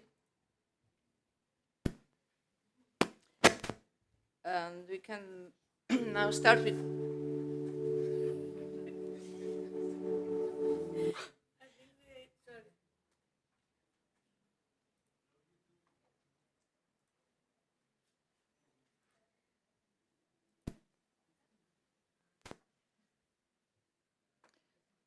Okay, we can start with coastal seascape. The coastal seascape is a landscape of sea, of wind, of sun, of moon and stars, of rocks, fragrant landscape, landscape of culture, sensorial landscapes, to hear the sea, to smell the sea, to touch the sea, to feel the wind, views towards the horizon. Atmospheric events greatly affect the image of the landscapes, the reflection on the surface, landscape where the sky has a great role, starry sky, moonrise, moonset, sunrise, sunset. Slope of the terrain greatly affect the image of the landscape. Exposure of the relief has important role for land use. Drought and humidity of the sea, moving on foot or by vessel. Human actions has big effect the visual aspect of the cultural landscape. And we can talk also about islands, peninsula, and caves. This is some physical images, physical landscape, and then we must see the next video. You must. Okay. Now, 1 minute. Yes, now. Physical images. I'm sitting here, okay? Yes. I'm ready for the next presentation. So, Is this the video? no, this one. Oh, yes, because we activated. Yo, so nice. Okay, now no, it's without. It's not moving? It's not moving. Without. I think it's moving. Ah, maybe. Yes, yes, Okay. yes. Sound is okay. No.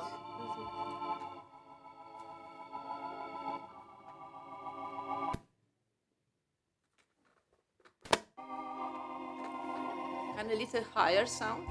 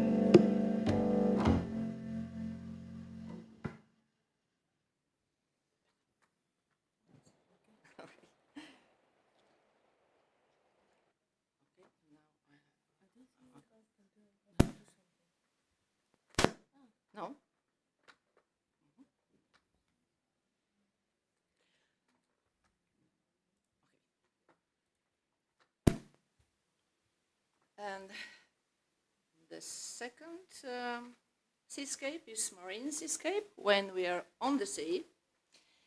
It's landscape of the sea, landscapes of the wind, landscape of the sun without the shadows, landscape of moon and the stars landscapes, landscape of water, sensorial landscapes, to hear the sea, to smell the sea, to touch the sea, to feel the wind, view towards the horizon, 316 degrees. Atmospheric events greatly affect the images of the landscape, weather events feel continuous movement of the water. When we are on the sea, we are in continuous moving. Waves and currents of water. Wet landscape, the diffractional surface, landscape where the sky has a great rule, starry sky, moonset, sunrise, sunrise, humidity of the sea, floating infrastructure, and that fixed on the seabed. The existing infrastructure networks such as track, ship roads, to swim, we must swim, or we must use water vehicles. Human actions medium affect the visual aspect of the cultural landscape. Some physical elements. So, electricity generation, the fish farming, so activity of the oil industry, traffic system in the sea. And the last one, submarine seascape, landscape of the sea, of the darkness, landscapes of the water, sensorial landscape, to hear the sea, to smell the sea, to touch the sea, to feel the pressure of the water. Continuous movement, only fixed rocks, silent landscape for humans, not for animals. Atmospheric events without affect the image of the landscape. Continuous movement of the water, currents of the water without waves. Wet landscape, exposure of the relief has no rule. Rays of light in the water, invisible landscape in the deep, floating infrastructure, and that fixed on the seabed. To visit the landscape, equipped only diving submarine waterways. Cultural landscape with archaeological remains and submarine infrastructure. Human action, small affect the visual aspect of the cultural landscape. And now it's video. Mm-hmm. Yes. And now I stop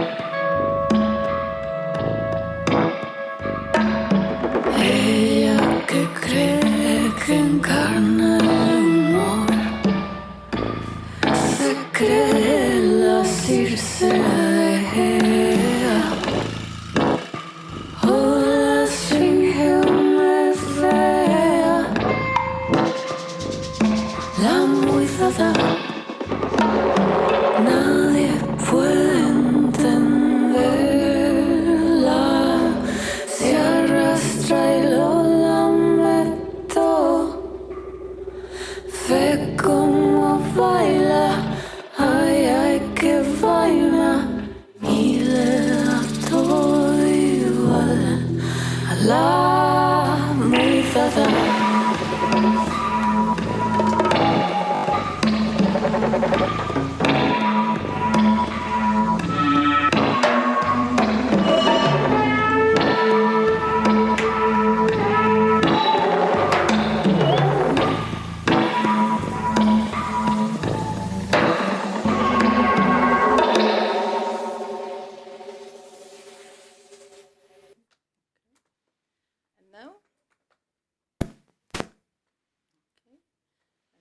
in the end,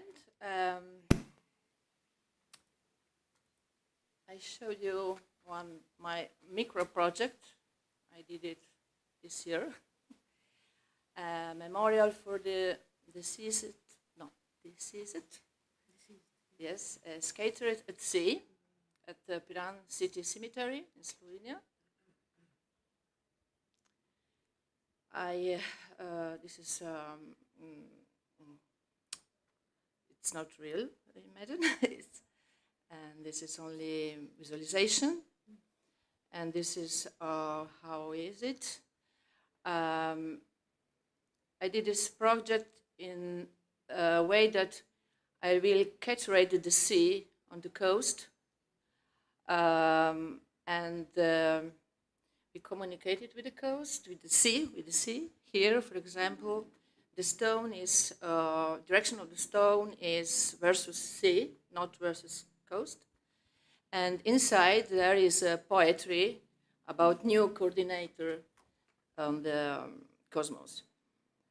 And this is from Piran, our point on the sea. We have only one lighthouse on the Mediterranean, Cape Madonna. And I think that it's necessary to say that, for my opinion, we need seascape architecture. It's not enough only landscape architecture. And I will discuss about this. Okay, thank you. Okay.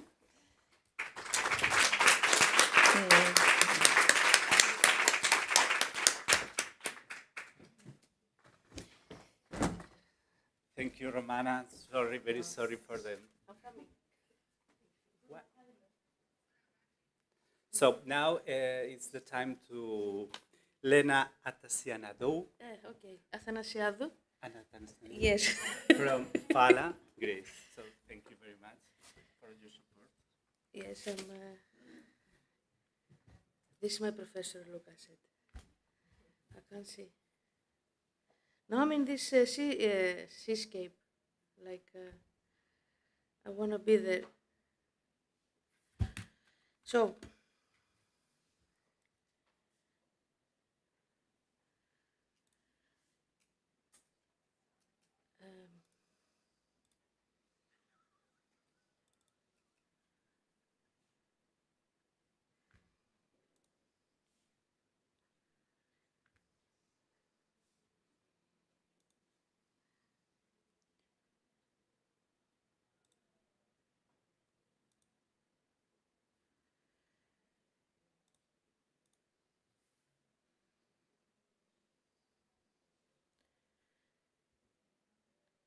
of course, I'm going to be not that poetic like Romana, but of course, I'm going to talk about the city and the suburbia. And the city is a constructed landscape, of course. It's the most favorable habitat of the human species. And as Manuel said, 50% of the population in the world is going to be living there very soon. And this is the cities versus nature has been an epic conflict. This is a stream very close to my house. I live in Thessaloniki, Greece. And I want to present my city, which is the country's second largest capital.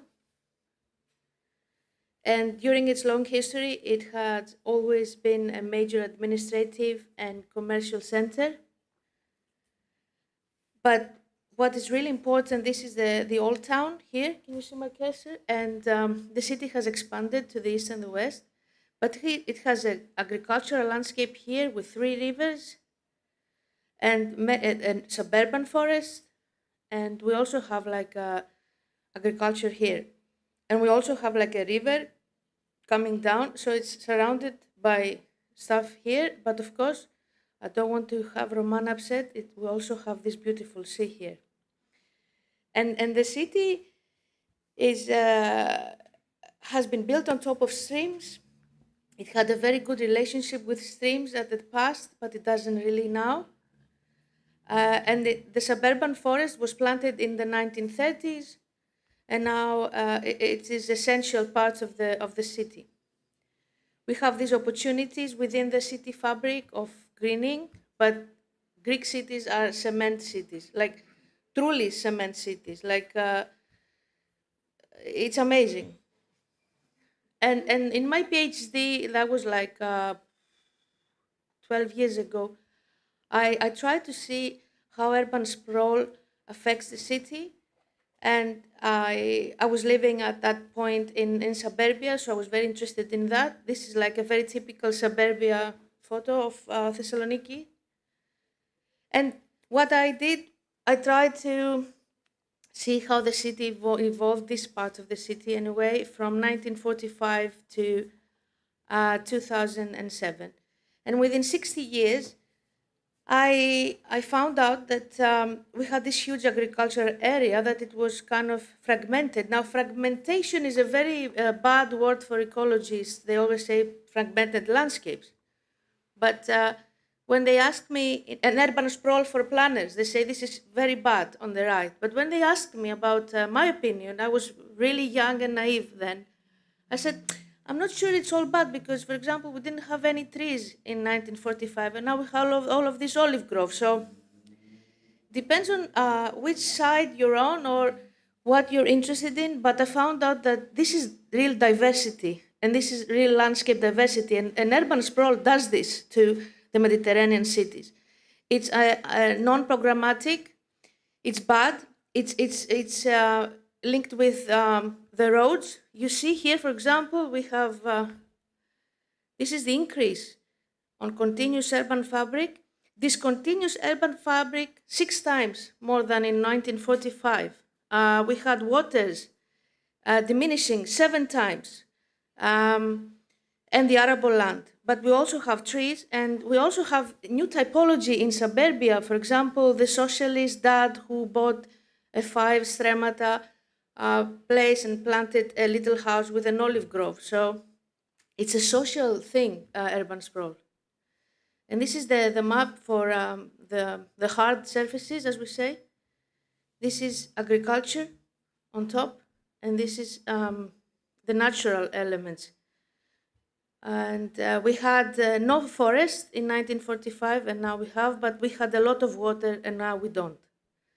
And this is a photo I took from the same landscape in 2012, and that was a photo I took just before I came to Alicante. So suburbia is full of diversity in the small scale, because, for example, you get stuff like that. You get the plants and the species together with the houses. You get all of this diversity. This is like a photo like 3 days ago. We had a lot of rain in Thessaloniki. So we have the Berbas community. Diversity is from the small plant to the bigger scale. And I have to go to talk about tourism a bit, because in Greece, tourism is our #1 income. And we had it bad with the mnemoniums and all of the problems. So people are very happy that people are coming to Greece. And this is like a very typical photo on the left. But this is also a very typical photo, like why Greece? Okay, because of, the ancient monuments. This is my daughter. Tantaran. And why Greece? Because we have a lot of archaeology, and we have a lot of monumental landscapes, deserted places. There are so many that Uta showed this piece of layering. It's exactly the same in Greece. If we have a project, you always bump into archaeological, always, so and old places. There are so many that you cannot record them. It's impossible for the municipalities to really record. And of course, this is like for the nightlife. I sleep at 10 o'clock. I'm not typical Greek, but this is Thessaloniki. This is my city. So people come from the nightlife. And people come for the blue. And I love the sea. And I think it's I was very lucky because I had an uncle who was a fisherman. And the sea and the seabed is part of me. This is how I see the world, through the blue. So it's important for people. And this is banality, as Adrian said. This is a model approved. This is Chanioti, and this is a model of tourism that is not only in the islands, it's in the mainland, it's wherever we can find the sea side, and this is like 50% of tourism in Greece is based on this. And people like this. I have my best friend who bought a house in Chanioti. I would never live there even if you pay me, but people love this model. It's a model approved. And in Suburbia, the tourism, this is also a model approved. This is from like a mall in the suburbia of Thessaloniki. I also go there, to be honest. But there are other models that can be approved when it comes to diversity. This is Crystallia in the path of the ice makers. In Hortiadis, we have a mountain with birch, and we have a story of the ice making in Thessaloniki just before the fridge came in the 1960s, where people used to live and take care of the forest, and the forest had these slopes, and they used to have ice created in them. They used the tree leaves to protect the ice. They took the big blocks of ice. They used to carry it in the city with donkeys. Donkeys are almost extinct in Greece anymore. It's an animal that does not exist anymore. It was very important for our agriculture. And we also have in the suburbia amazing stuff like the National Park of Axios, where we have some work done on it, and people live next to flamingos, like literally. You can go there. And we had a lot of people coming to northern Greece. We had a graduate school of design, Harvard group of people coming to other sites, another city to do a master plan. I want to say now that we are in the European Green Deal and rural areas mode, so we need to promote the agricultural landscapes and the suburban landscapes. I was really ecstatic with all the presentations. And as Adrian said, we can't design. You don't expect us to design. I was amazed with the Terra project here. And I start now thinking that more and more people are talking about agricultural landscapes in the suburban area, and landscape architects and architects did not talk about agricultural landscapes 10 years ago. And we have a lot of examples of beautiful things done with suburbia and agriculture. And this is, I'm just going to give you some slides of a project we did with the students of the MLA course in Thessaloniki. And we have this course in the third semester called Planning and Design of Suburban, Rural and Natural Places, Landscapes. This is me and Tasha, it's the colleague, and these are the students. So they did an extended work in 6 months. They tried to tackle, this is Thessaloniki and this is the area. And it's a huge scale. And they had to produce something in 6 months. I don't know if Adrian had this time. How much time did he have? Because we never have time for large, we never have time. I mean, we always have to produce something like in 6 months or 2 years or 3 years to comprehend the value of these landscapes. These have to be like really spatio-temporal projects of a lot of time and space. So the students did this, and we tried to explore the agricultural landscape. This is Thessaloniki. These are the rivers. These are the little villages here. And actually the students were given this, which is a natural park, but on their own they said, we have to go further. So that's another good thing, because the landscape architect has to work with teams, and you always have to explore the bigger scale. And we did a lot of things with breaking down like the ecological and the social, but we also work with perception and aesthetics, and we put the students to really consume a lot of time in the area to understand how somebody feels in the area. And they did a lot of analysis plans, and they did a lot of first idea plans. And I was kind of biased and I always loved the agricultural landscape. So I had this group of people after they did like a master plan. It wasn't the master plan. We never reached the master plan, but they specifically did the agricultural landscape.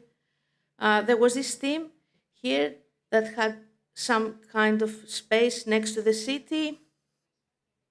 We tried to go to the large scale and the small scale and then back and forth again.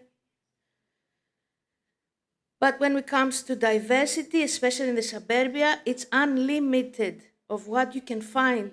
We're still looking for the students. We just scraped off the surface in 6 months.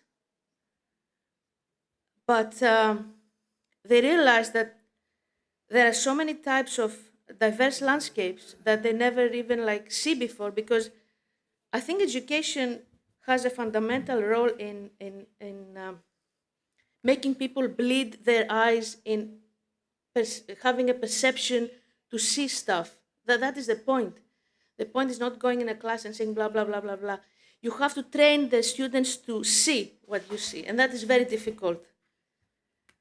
And I'm very fond of this project. And of course, to conclude in 13 minutes, I have to say that especially in reference to tourism, landscape elements are very diverse in the suburbia.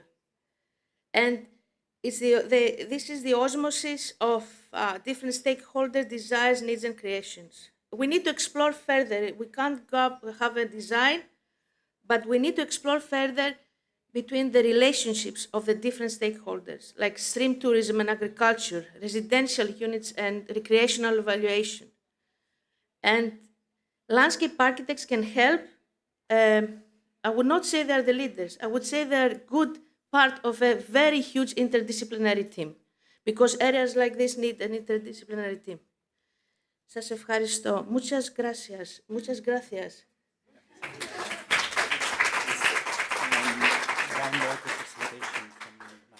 Okay. So now it's the time for Marlene Sahil from Lela. This is from Lebanon. No, download.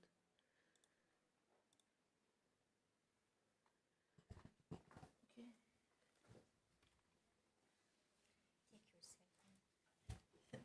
Less than 15 minutes. I will sit down. I think you'll be fine. No, not this one. No? Which one? I don't know.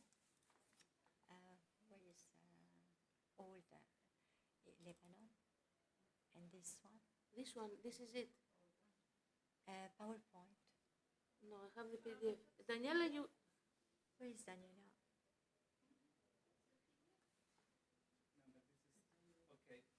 Can we have the next presentation?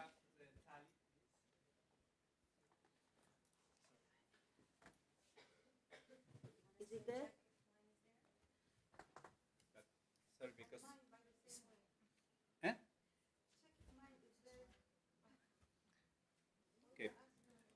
Disculpad porque es que ha habido unos problemas con el ordenador donde estaban todas las presentaciones cargadas, entonces tenemos un poco de caos.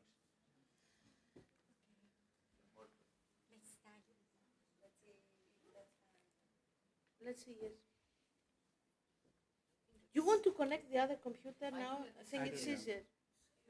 Who's there?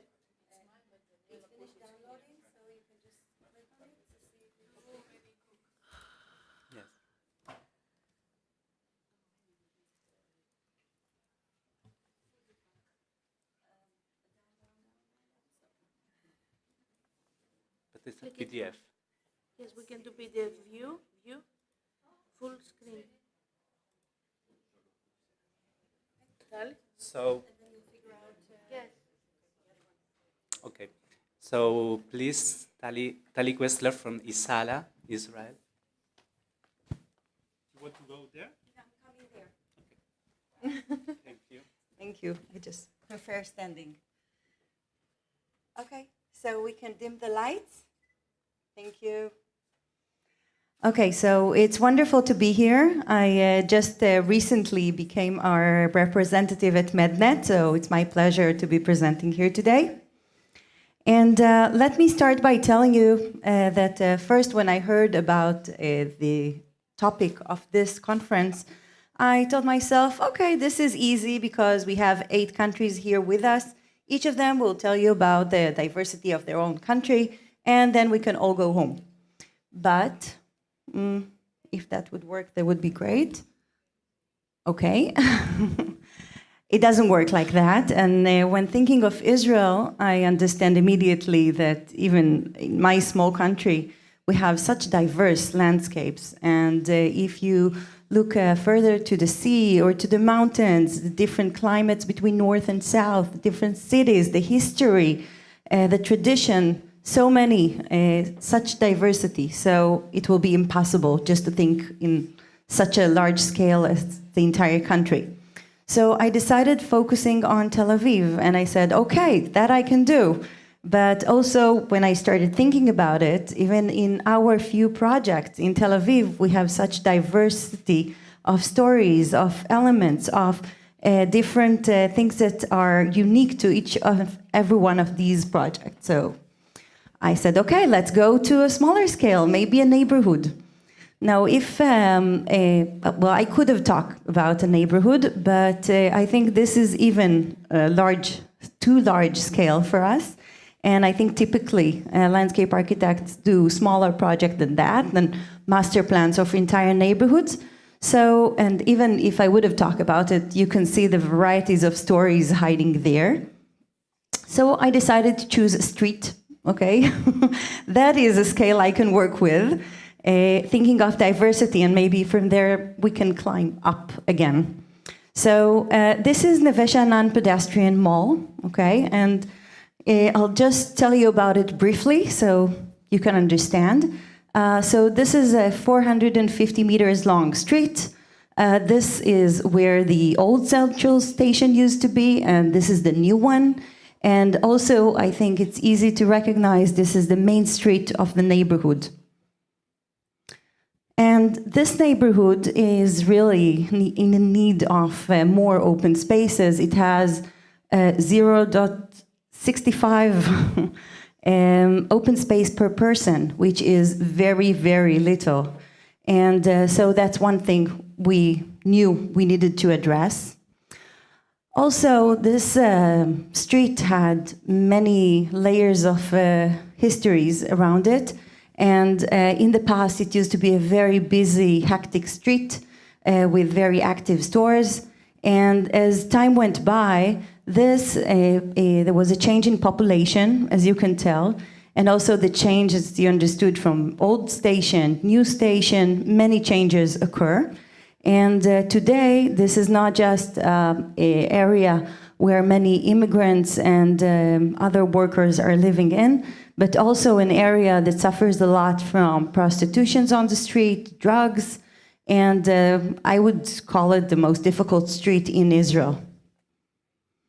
In complete contrast, if you ever visited Tel Aviv, and if you didn't do so yet, then you're very much invited.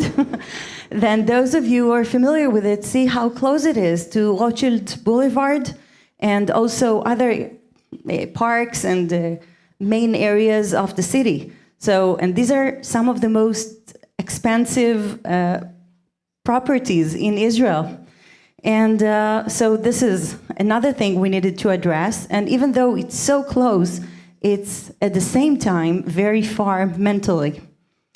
Another issue we needed to think about was water management, since, as you can tell, there are 2 low points in the street, and it also suffered from floods.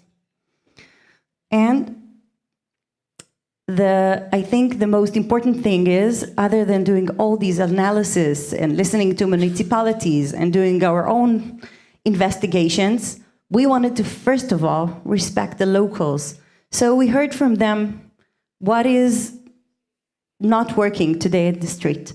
And we heard there is no reason to spend their time. It's looking very old and neglected, lack of shade, not enough light, and the entrances to the street are very uninviting. And as we heard before, even though it's very well located, no one chooses to walk through the street because it is scary.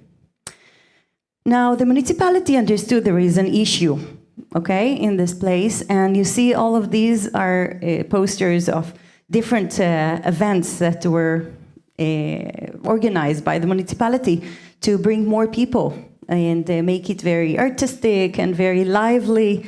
And these all worked, okay? So this is one thing.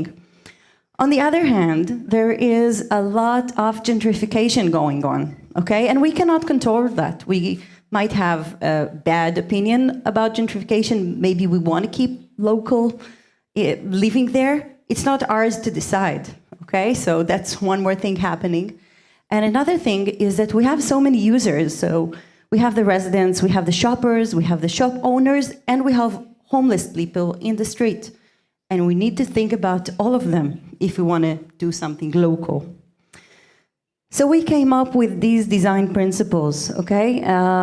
Connectivity with the urban fabric, continuity in the street itself, inviting for all, personal safety, of course, multicultural, as you noticed before, is something we can work with here, and also resiliency of different levels.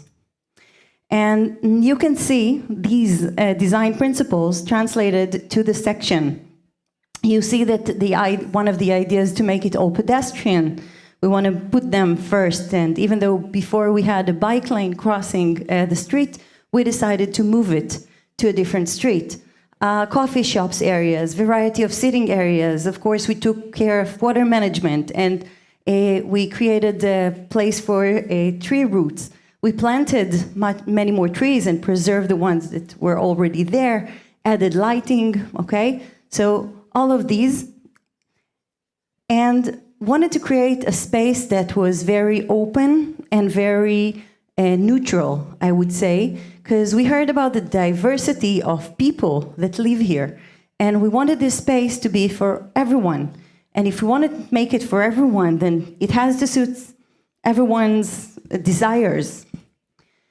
So the only thing in this grayscale scheme, taking care of all the aspirations we needed to face, we decided to use a design language that would reflect or be inspired by the colorfulness of local residents. Okay, so that was our hint to that.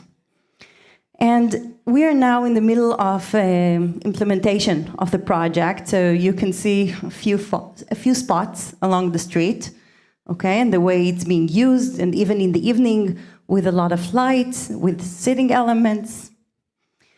And we're trying to get it to be vibrant again, and even to be welcoming to women, to children, which are, from interviews from before, were scared to walk there by themselves. And there was one very important layer that was missing, that I think is the essence of what we're talking about here today. That is the stories of the street. The street has a very strong collective memory, okay? So its identity has many, many, many layers. For example, the orange groves that were here even before the neighborhood. And then the traditional crafts of the people living there in the first days. And later on, the first international exhibition to be held in Israel was there, all in the same neighborhood, all in the same street. And the old central station I keep mentioning, and also the cassette stands. Do you remember we used to use cassettes? So remember, it wasn't always easy to get the one that you wanted. This is the place to shop them. So this is one more layer that we wanted people to remember.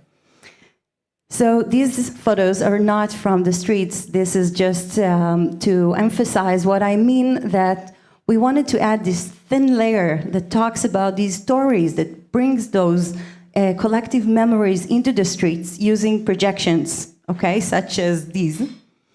And we had the opportunity to work with local artist, Tom Poat, and you see these collage photos he made of all these stories of the street.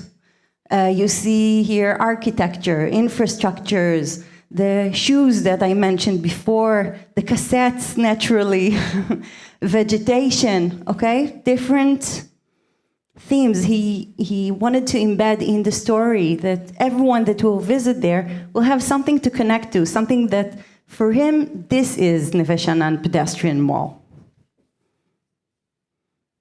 So I was going to end the presentation here, but then Uta gave me another challenge, and we know that every time that we finish a project, then it's only starting, right? Life is just starting. So the question I got was, what might happen, okay, in the near future?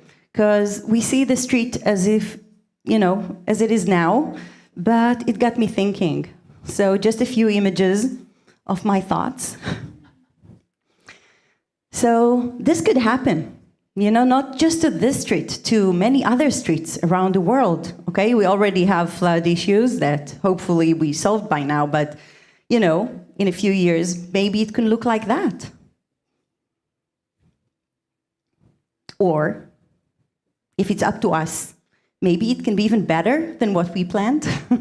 Maybe it can be fantastic, and we can spend our morning in a space like this, or even like this, okay?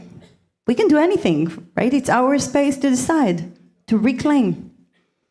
Or it might look like this, because if we're not careful, and it's gonna be impossible to enjoy the streets as they are, because it's gonna be too hot, okay? And people will not be able to use the streets anymore. Maybe this will be the solution. We cannot imagine that. We can all go home then. And I started by telling you how busy and happy that street used to be. So I hope that we contribute a little bit to making it busy and happy again. But maybe it can be really vibrant and inviting for everyone at all ages. And I have to finish this presentation on a personal note, so I brought another image that's very much connected to what happens today in local politics in Israel. This can also be our future. We might find ourselves in different parts of the streets for men and women, or maybe other kind of separations that we cannot imagine right now. So, as the last slides had this landscape diversity is in our hands, I do hope that in the end of this conference, you will feel so too, and make sure that we take care of it. So we'll have landscape diversity in all our Mediterranean cities. Thank you.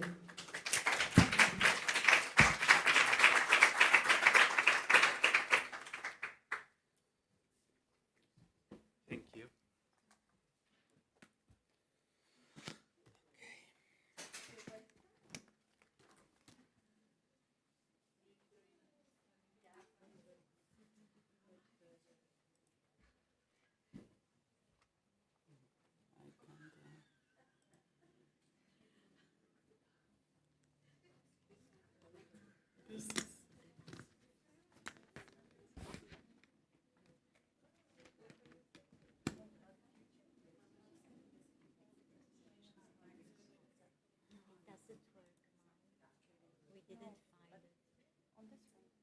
What is? What is?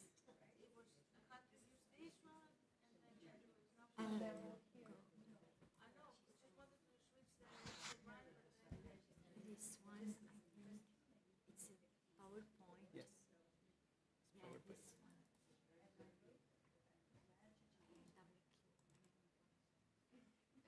Yeah, this one.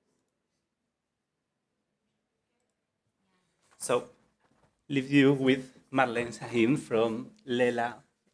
Lebanon. Thank you.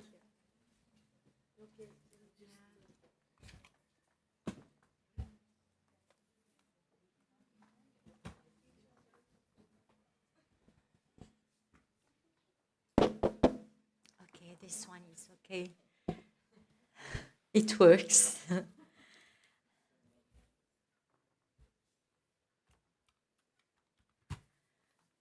Okay. Good morning. It's a pleasure for me to be here.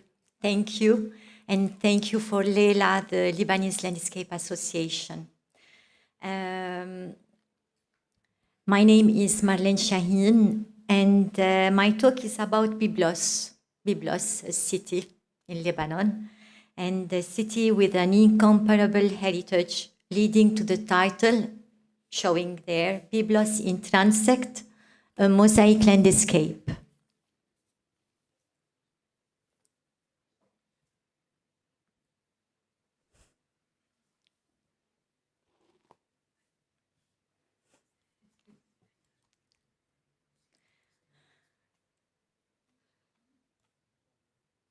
What is?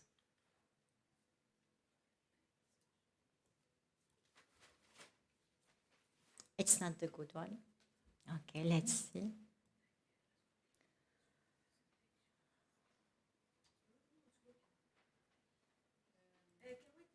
No, I think this one. I have to check all the slides before I start. Is it in Daniela's computer? Yeah, this is the good one. No. Let's go.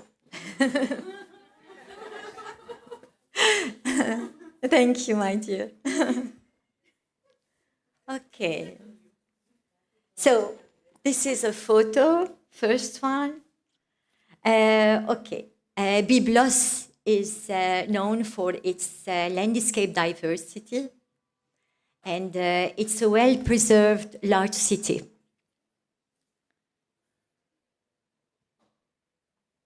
The legend tells that Byblos birthed thanks to a fisherman, like in this photo, searching to feed his family.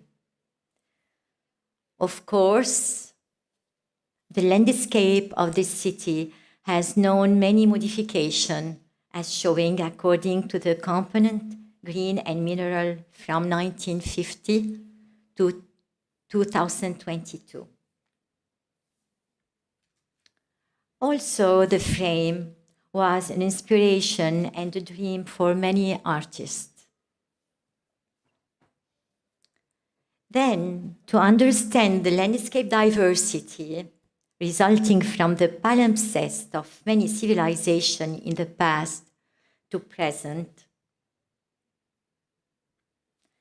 a methodology from theoretical and spatial approaches expose and combine three main elements like toponymy, the origin and the different name of the same city, landscape diversity in old and contemporary project, the transect showing the visual, the sound, and the olfactive landscape.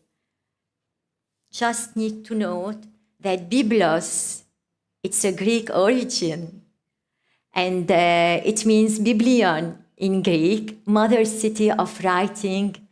The book and the city gave its name to the Bible, according to historian, not to me. And the papyrus plant, it's during the Pharaoh era. I will talk about it later. It's a kind of paper used in ancient Egypt for writing. And for the same city, Byblos, we have another name. It's Ishbail. Ishbail, it's from Jebal, Phoenician origin.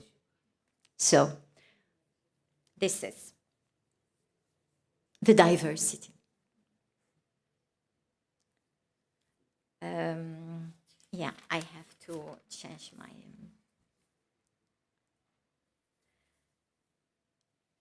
For that, we have to locate Byblos. It's in the east border of the Mediterranean Sea. Thanks to the first inhabitant, Giblites, have leading to the trade route as shown in red. We can see the trade route. From this exchange result also different twinning with cities, among other in Turkey, Greece, Patras, Bonifacio in France, and Cadiz in Spain. The Giblite, the Phoenician people, They exchanged with Egypt during the Pharaoh era. They gave cedar wood for temples, for shipping construction, and they received the papyrus and different things also like linen fabric. And during the Greek occupation, they want to change, so they choose biblos from papyrus. In Lebanon, biblos is located 40 kilometers north of Beirut and standing on a natural sandstone cliff. It was listed as a World Heritage Site in 1984.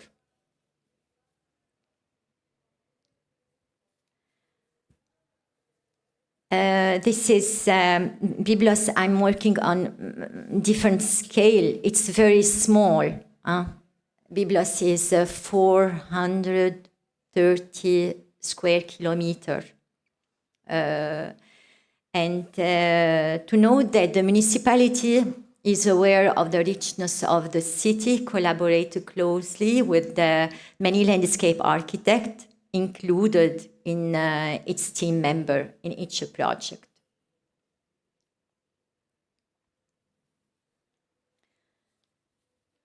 This is an aerial view dating from 2009.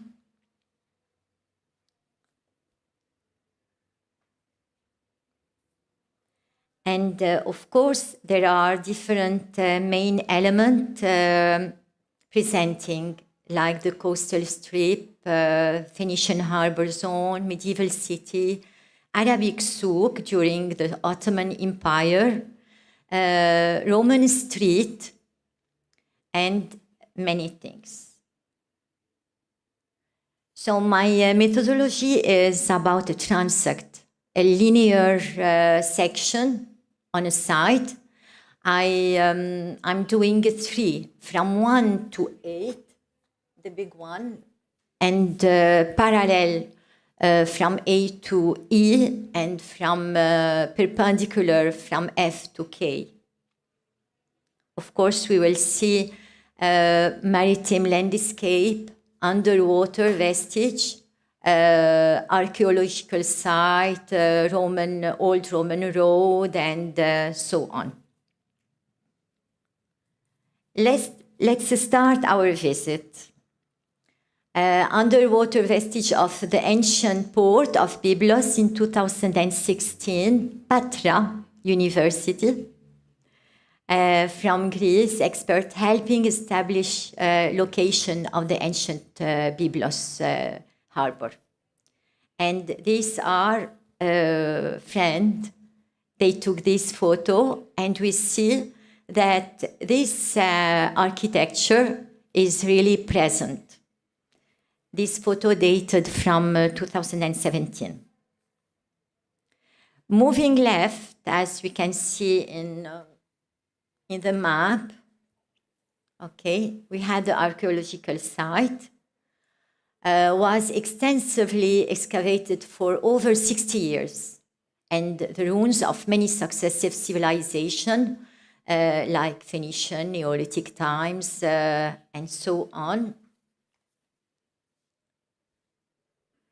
We have all this element in the National Museum of Beirut, and like this inscribed obelisk found in the Temple of Obelisk, and Pharaoh and the god Osiris from the Bronze Age, the mask made in gold and bronze also.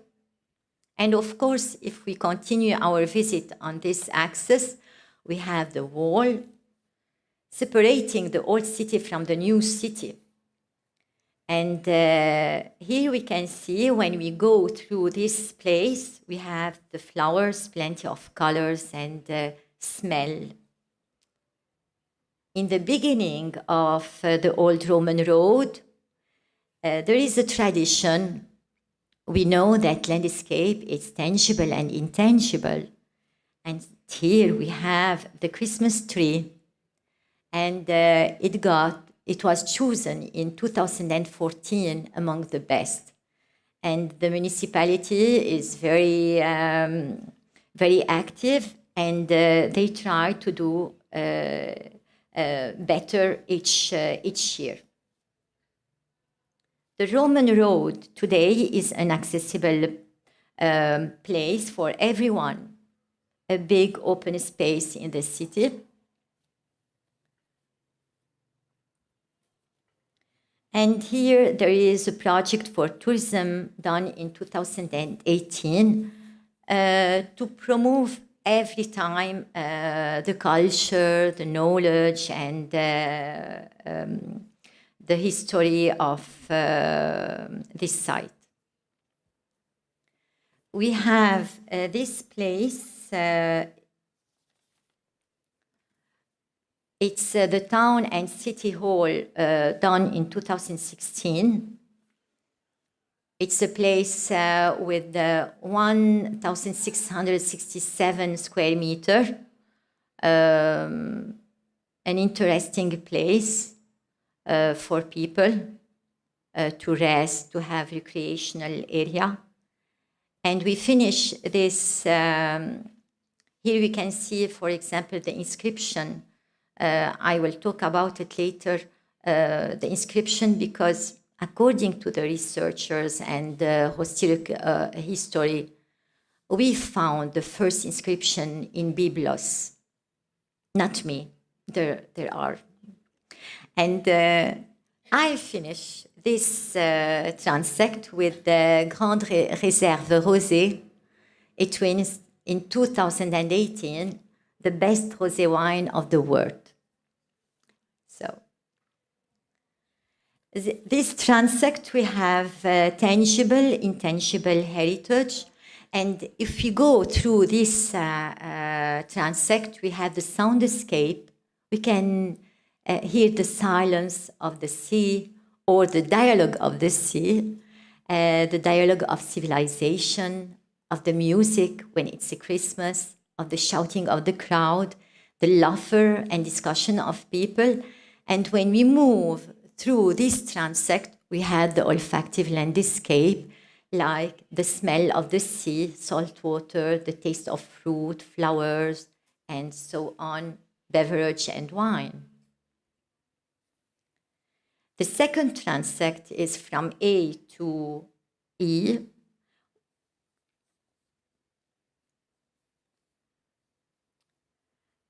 We have the port of Byblos, the fishing, the stage of the music festival, also here, it's a big things too.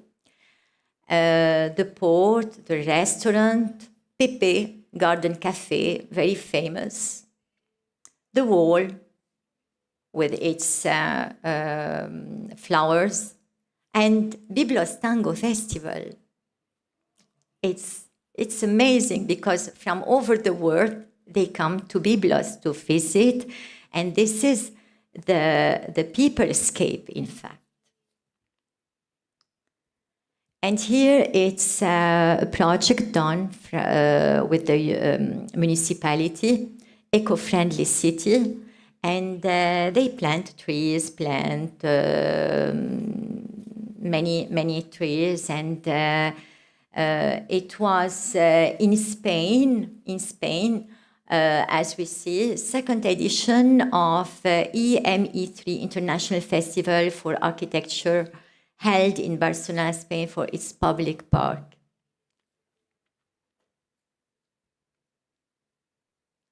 This transect, we have the silence of the fishermen, the music of the festival when we cross over, the laughter of kids, and the smell and the taste of food and flowers and so on.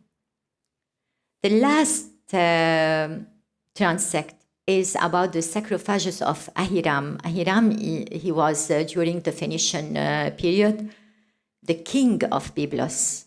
And they found in 1923, Montet, a French archaeologist, he found this sarcophagus. Okay, this is my daughter and I here in 2009, and these are the inscription of in Phoenician letters. I add a little bit because it's a heritage also, how the Phoenician letters from the left, the signification, the name, and we have the Greek letter and the Latin letter. And here the next one too. If we move to this table, we have the Lebanese alphabet. But Said El is a poet, Lebanese poet, and he said it's not logical because we have to go back to the Latin letter because they are more similar to our pronunciation from the Phoenician period. It's a debate, but it's an idea. We have the old souk with the nargile when we cross, with the cafe. And of course, Ottoman Empire, we have the mosque because it's part of our culture, our landscape. The festivity, restaurant, food, biblos wine. And here we have this restaurant. It's a big tradition also. And UNESCO place. We cross through this transect. We have the church dated from 1115, Saint Jean-Marc Church, with its medieval garden and the plants and everything. And we cross more in this transect. We have the wall, the separation, to arrive to the Lebanese American University, where it's a big project about the inscription, because Byblos is known for the inscription. It's a big heritage.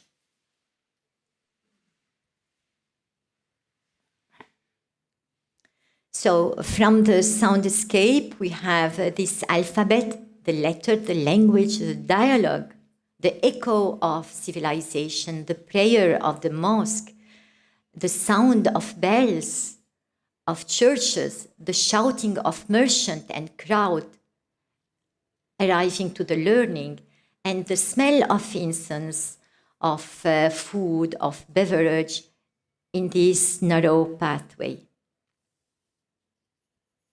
As a conclusion, Byblos is a mosaic, a mixture of all this inscription to go back to the origin, making and fascinating the city. Thank you.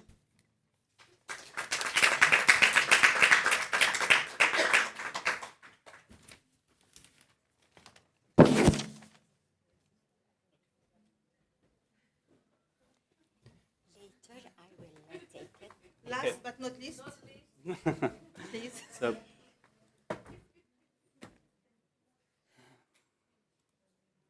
you're not hungry, you're not tired, you're in a good health. Lena, please. Très bien.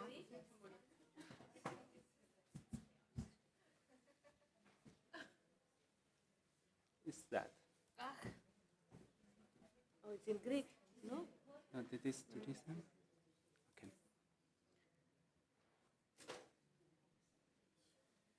It's going to appear here. So Wait for it. Yes, I'm closing everything. It doesn't matter. We have a lot. Close all. Okay. Marlene. Yes. Sure. So this is our last presentation. So it is I want to introduce Ikram Zeidan Handin from TALAE, Tunisian Association of Landscape Architects. We are very glad because it is new in our working group, and it is the only one representative of IFLA Africa. So thank you very much, Ikram. Thank you, Manuel. I would like to thank the AEP, the IFLA Group, the Mednet Working Group for the organization of this event in this wonderful place. And I'm really, really happy to be here with you, sharing experience from the other border of the Mediterranean, experiences from Tunisia in North Africa. So today I'll talk about 3 landscape micro-projects, and I choose them for 3 reasons. First of all, they represent projects with social and environmental impact. Second, they have a social and a solidarity-based economy. And third, and mainly, that were implemented with a participatory approach. And that is very important for the territorial attachment and for the durability, the sustainability of these projects. First of all, I'm going to talk about the project called The Way of Women, but also The Voice of Women. This project was implemented in a city called El Mourouj. It's about 20 kilometers north of the city of Tunis, in a popular district called City Aisha. Yes, and this is a solidary and participatory project that describes an associative local urban local action.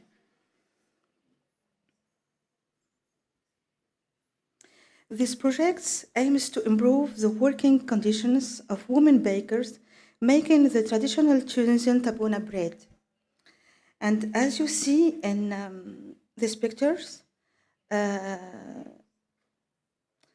precarious are their conditions, and the workshops they baking and they're working in every day.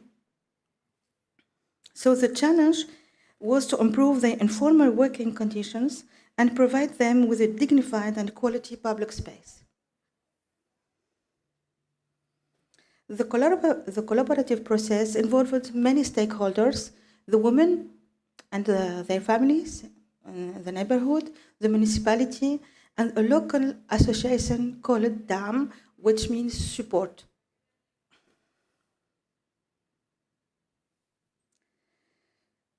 The design process was preceded by a general assembly, which brought together some 20 women in the street to discuss the future urban project and the possible and sustainable solutions.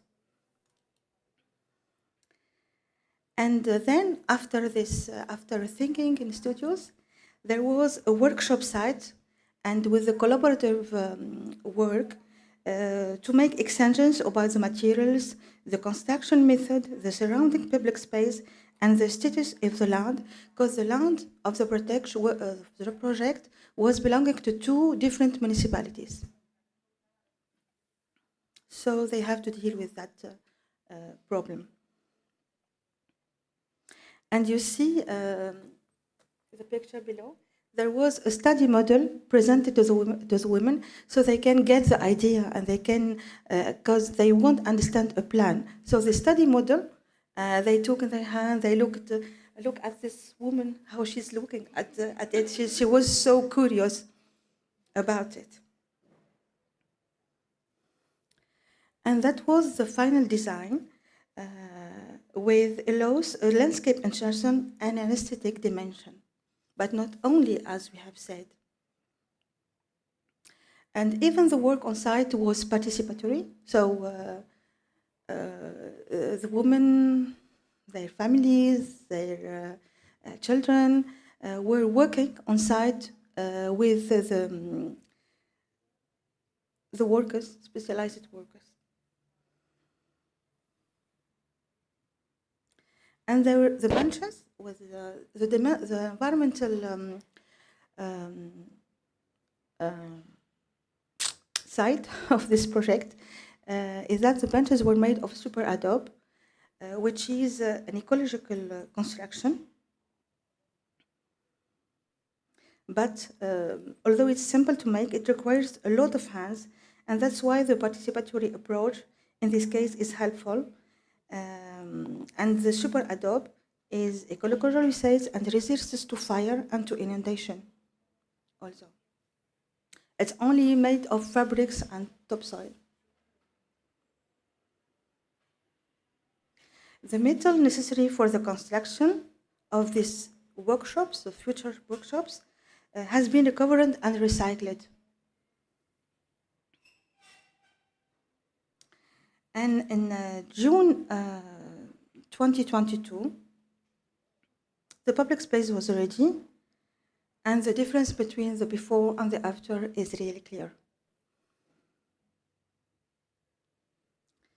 And so many solutions were developed for the security of these workshops, like the protection against the bad weather, the sunshine, the wind, and especially the heat that comes from the tabuna. And the tabuna is the oven, but also the bread, we bake it.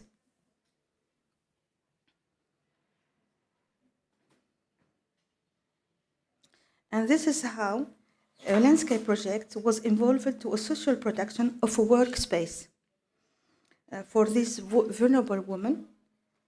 And I hope I'm not getting too hungry with this photo of bread.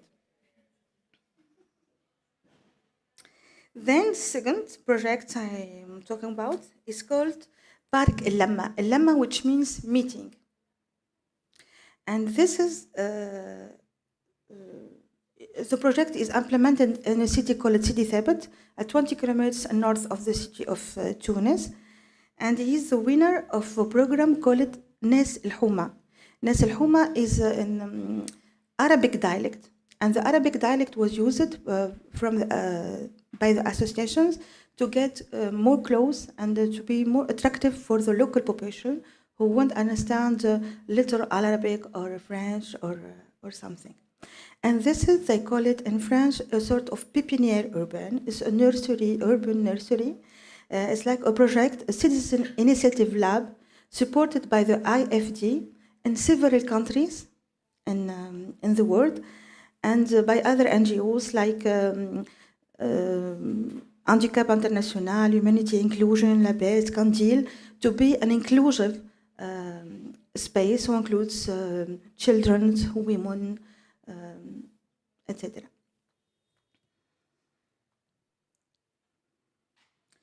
The challenge this time is about transforming a public dump into a park and a vegetable garden.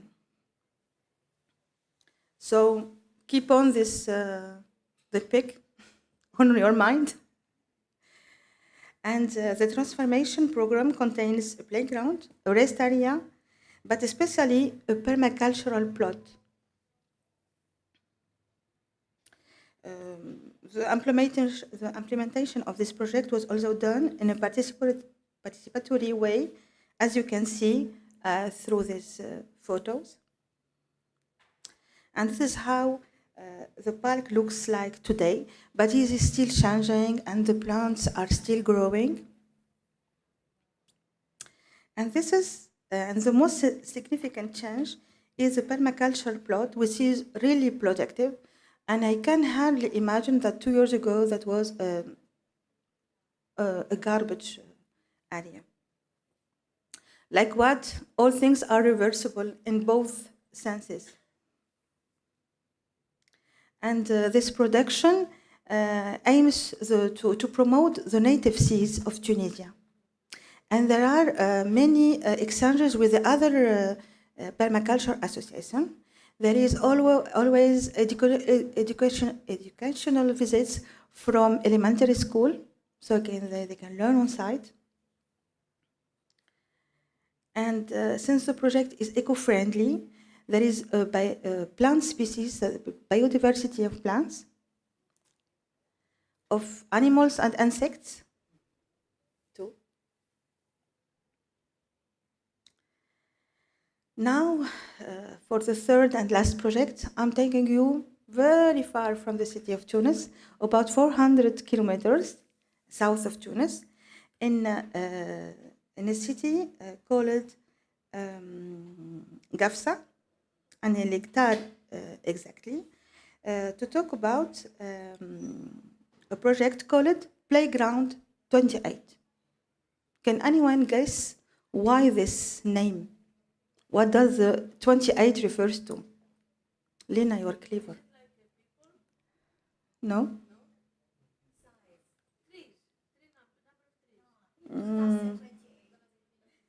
28 what?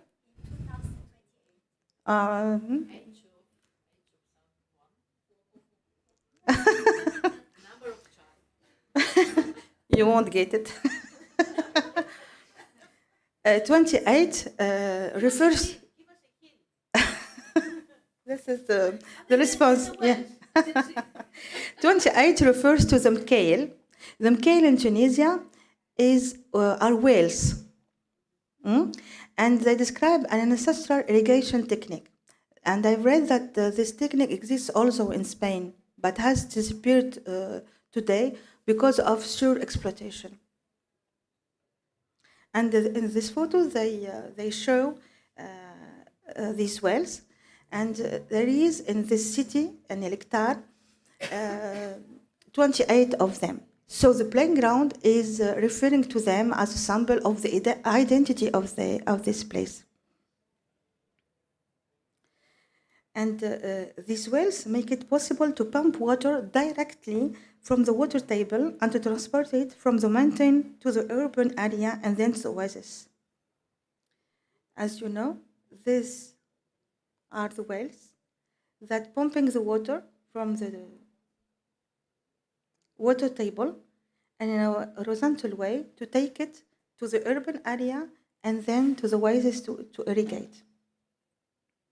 But this system no longer works due to overconsumption, as I said. And the second inspiration for this project is the farming system of the oasis with the regular plots. But what is specific really in the oasis is layered cultures or stratified cultures, because in the oasis, for saving space and water, we used to have 3 layers for plants, the palm trees, the fruit trees, and then the vegetables and grass and etc. So that was one of the aspirations for the landscape architects. And the goals for this space is to create a space dedicated to the child, to raise children's awareness of history and heritage through play, and to use the richness of the place for the making of this playground. So it is a unique playground. We can see one like this in the world. And this is sketches from the project with its palm trees, its fence that reproduces the skylines of the mountains that are surrounding, and its games designed with local materials. Local materials like the millstone. The millstone is a large and a flat round stone, which is one of the pair of stones used to grind grain to flour. With the palm wood, very affordable in that region, and then with scrap metal that was recycled. So the objective was to develop the child's skills by climbing, exploring, and balancing. And these are how the project looks like after it was ready, made also and implemented by a participatory approach. And that brings us to the end of this, unhappily, to this presentation. And I would like to conclude by saying that landscape microprojects can be a catalyst of urban regeneration, a sustainable development, a territorial attachment, and a kind of social justice. We can think that micro projects are insignificant, but when they multiply, they can cure the ills of the city, the way that the Chinese medicine do, the acupuncture.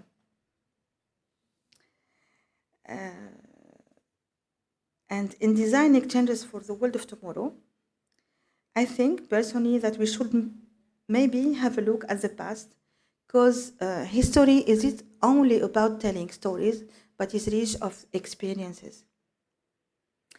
And I will finish this presentation not by an affirmation, but with a question. Can the landscape architects save the world of tomorrow? I think yes. Yeah? Yes. Power to the landscape architects. And really, last, I finish with this wonderful view of our Tabarka. Tabarka is a seaside city in the north of Tunisia, bordering the Mediterranean, and it's another common point with Spain. And I thank you for your interest and your attention. Thank you so much.